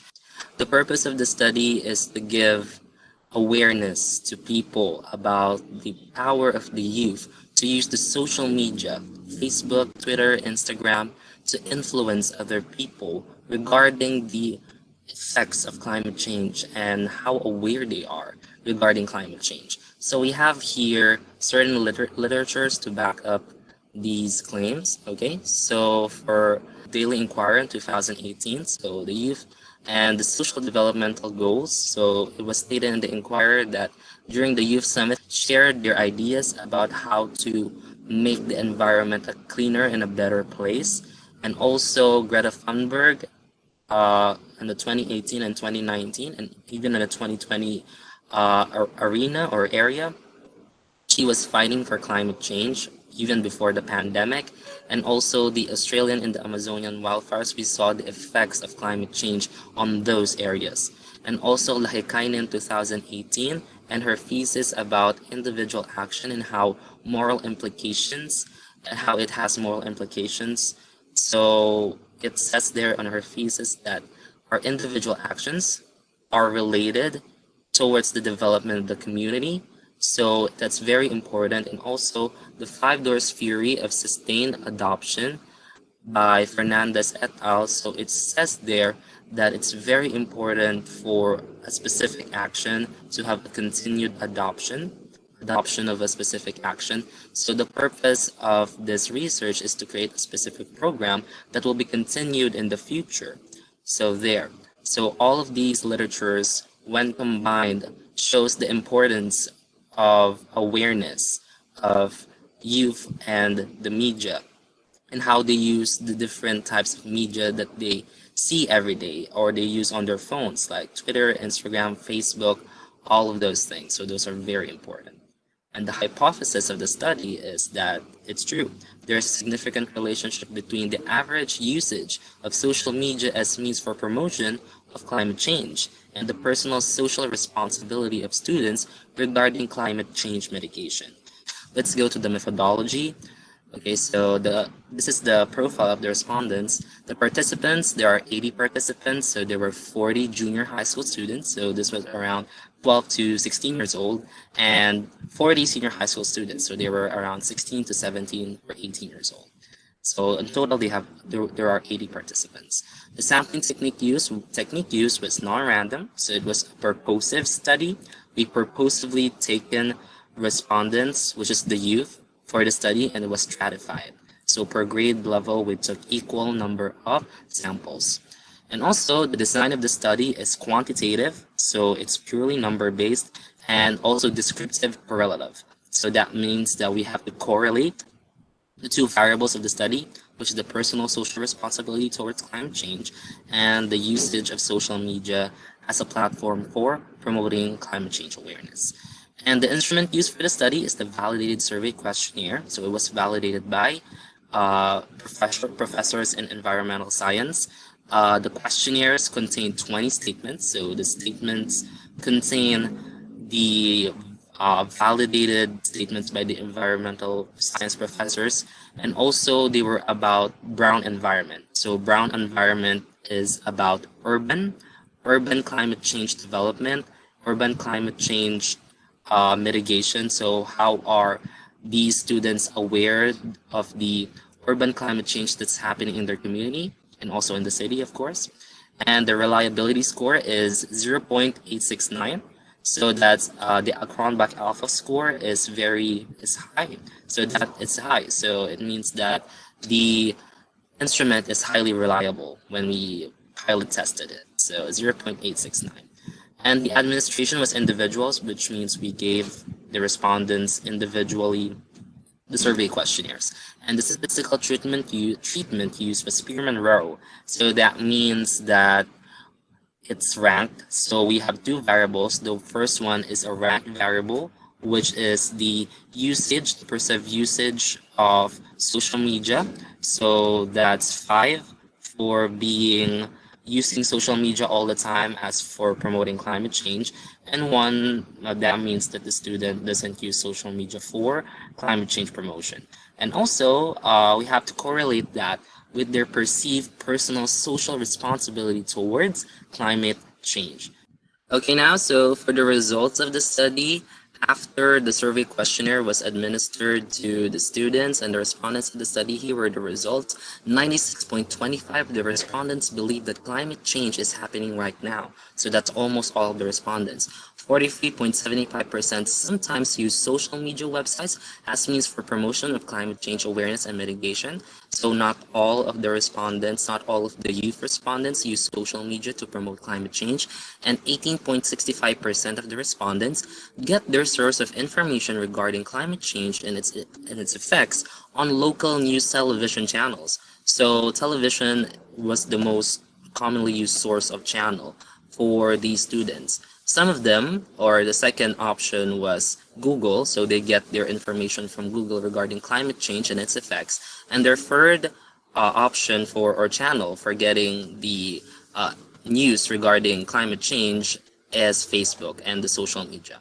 And 93.75% of these respondents agreed that all human beings are responsible for the worsening effects of climate change. Respondents of the study showed a very strong sense of personal social responsibility. So they gained a score of 4.26 out of 5. So it's a very high score. So that means their mean perception rating of 4.26 shows that they have this strong perception to help the environment, to give help to the environment in their own way, in their own capacity, because that's personal. Their individual action, as shown by some other researches, their individual action towards helping the environment. So it's very high, 4.26 out of 5. And the respondents have a capacity to take action in mitigating the effects of climate change. They perceive that. But with this high perception, this very strong sense of personal social responsibility towards climate change, it is a weak, but it's significant the significant relationship there shows that there is a relationship. There is a significant relationship between the time that they use the social media platform and their personal, so their strong sense, their very strong sense of personal social responsibility. So the Spearman Rose score for that is 0.30, and it's significant at 0.01 significance level. So that means it's very significant. That means the 30% of the respondents' time on social media is used for promotion of climate change effects, awareness, and mitigation strategies. So it shows there that they use that 30% of their time in sharing vital information about climate change and for promoting climate change awareness to their peers, to their loved ones, to their family members. So that's part of their personal social responsibility. Okay, so to discuss the results of the study, we have the following findings. So first one, social media can have an impact for climate change awareness and promotion, as shown by the significant relationship between the two variables of our study. This further suggests that social media can be an educational tool for promoting climate change awareness and mitigation strategies. So there, we can use Facebook, Instagram, and those other social media platforms to promote climate change awareness because the youth always use them. So that's very important. So in line with the results of ALI 2011 in the use of Facebook as a platform for promotion of climate change through media richness theory, we can say that this research is grounded on other or previous researches that can have that has significant impact to this study, and therefore we have a proposed program, the Makati City Environmental Lover and Leaders, or the MCELS group. So it's a Facebook group that wants to promote the love for the environment, for nature, for the community. So it's a proposed environmental group, online and on-site climate change action. So this is still a plan for promoting climate change awareness among the youth through online, since this is the time of the pandemic, and offline means when the time of the pandemic comes to an end. And we have these references as our guide, so we can use these references. Okay, so thank you for listening again. This is John Manuel B. Padre from the University of Makati, and have a good day.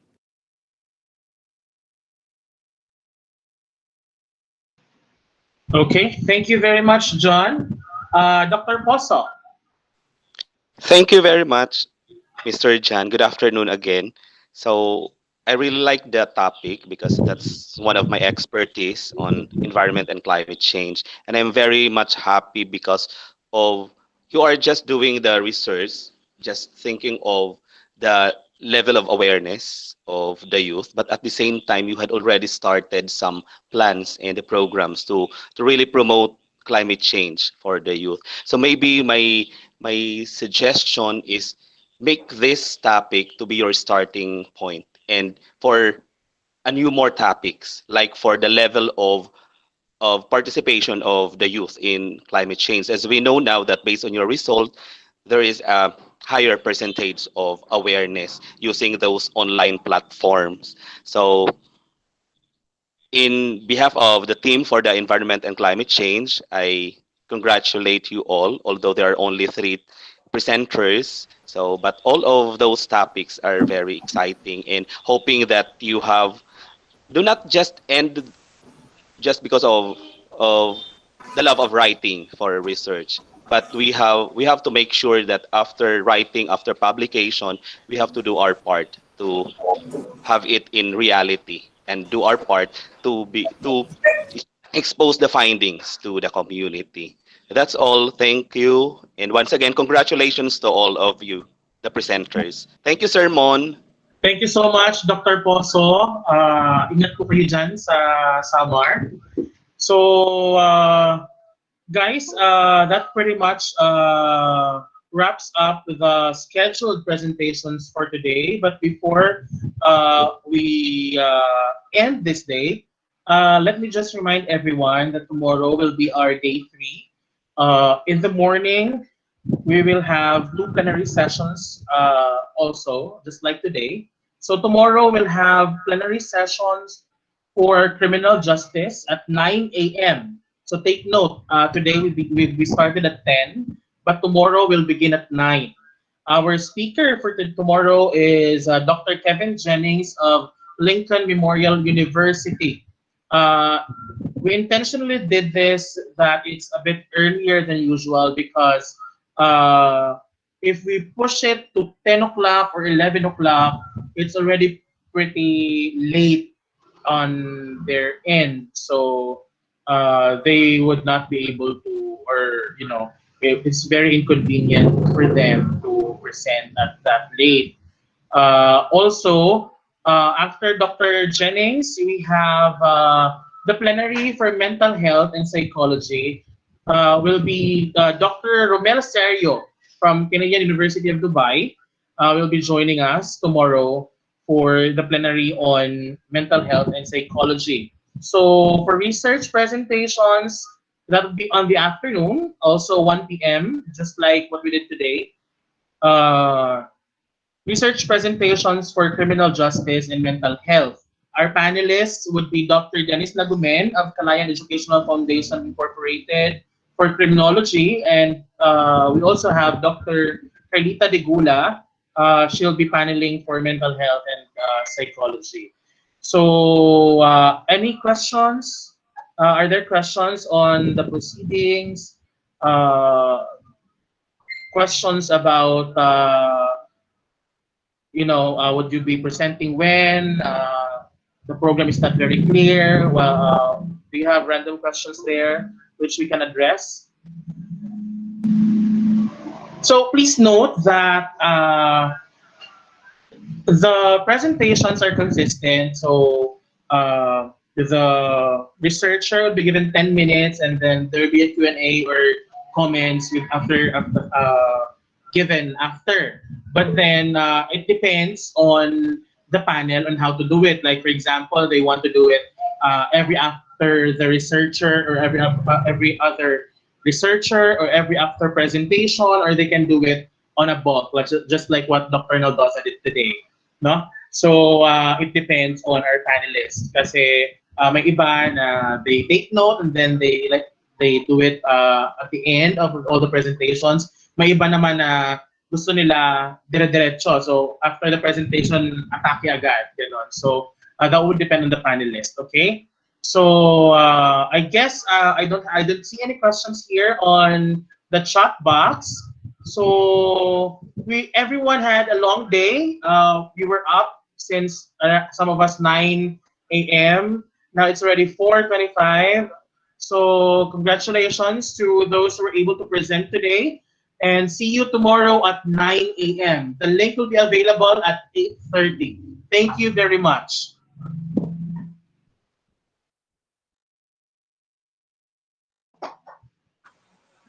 Thank you very much po. Good evening. Thank you, sir. Thank you. Thank you, sir. Thank you po. Thank you very much, sir. Thank you po. Ay, sika. Ay, ako managamot to eh. Dinas ka.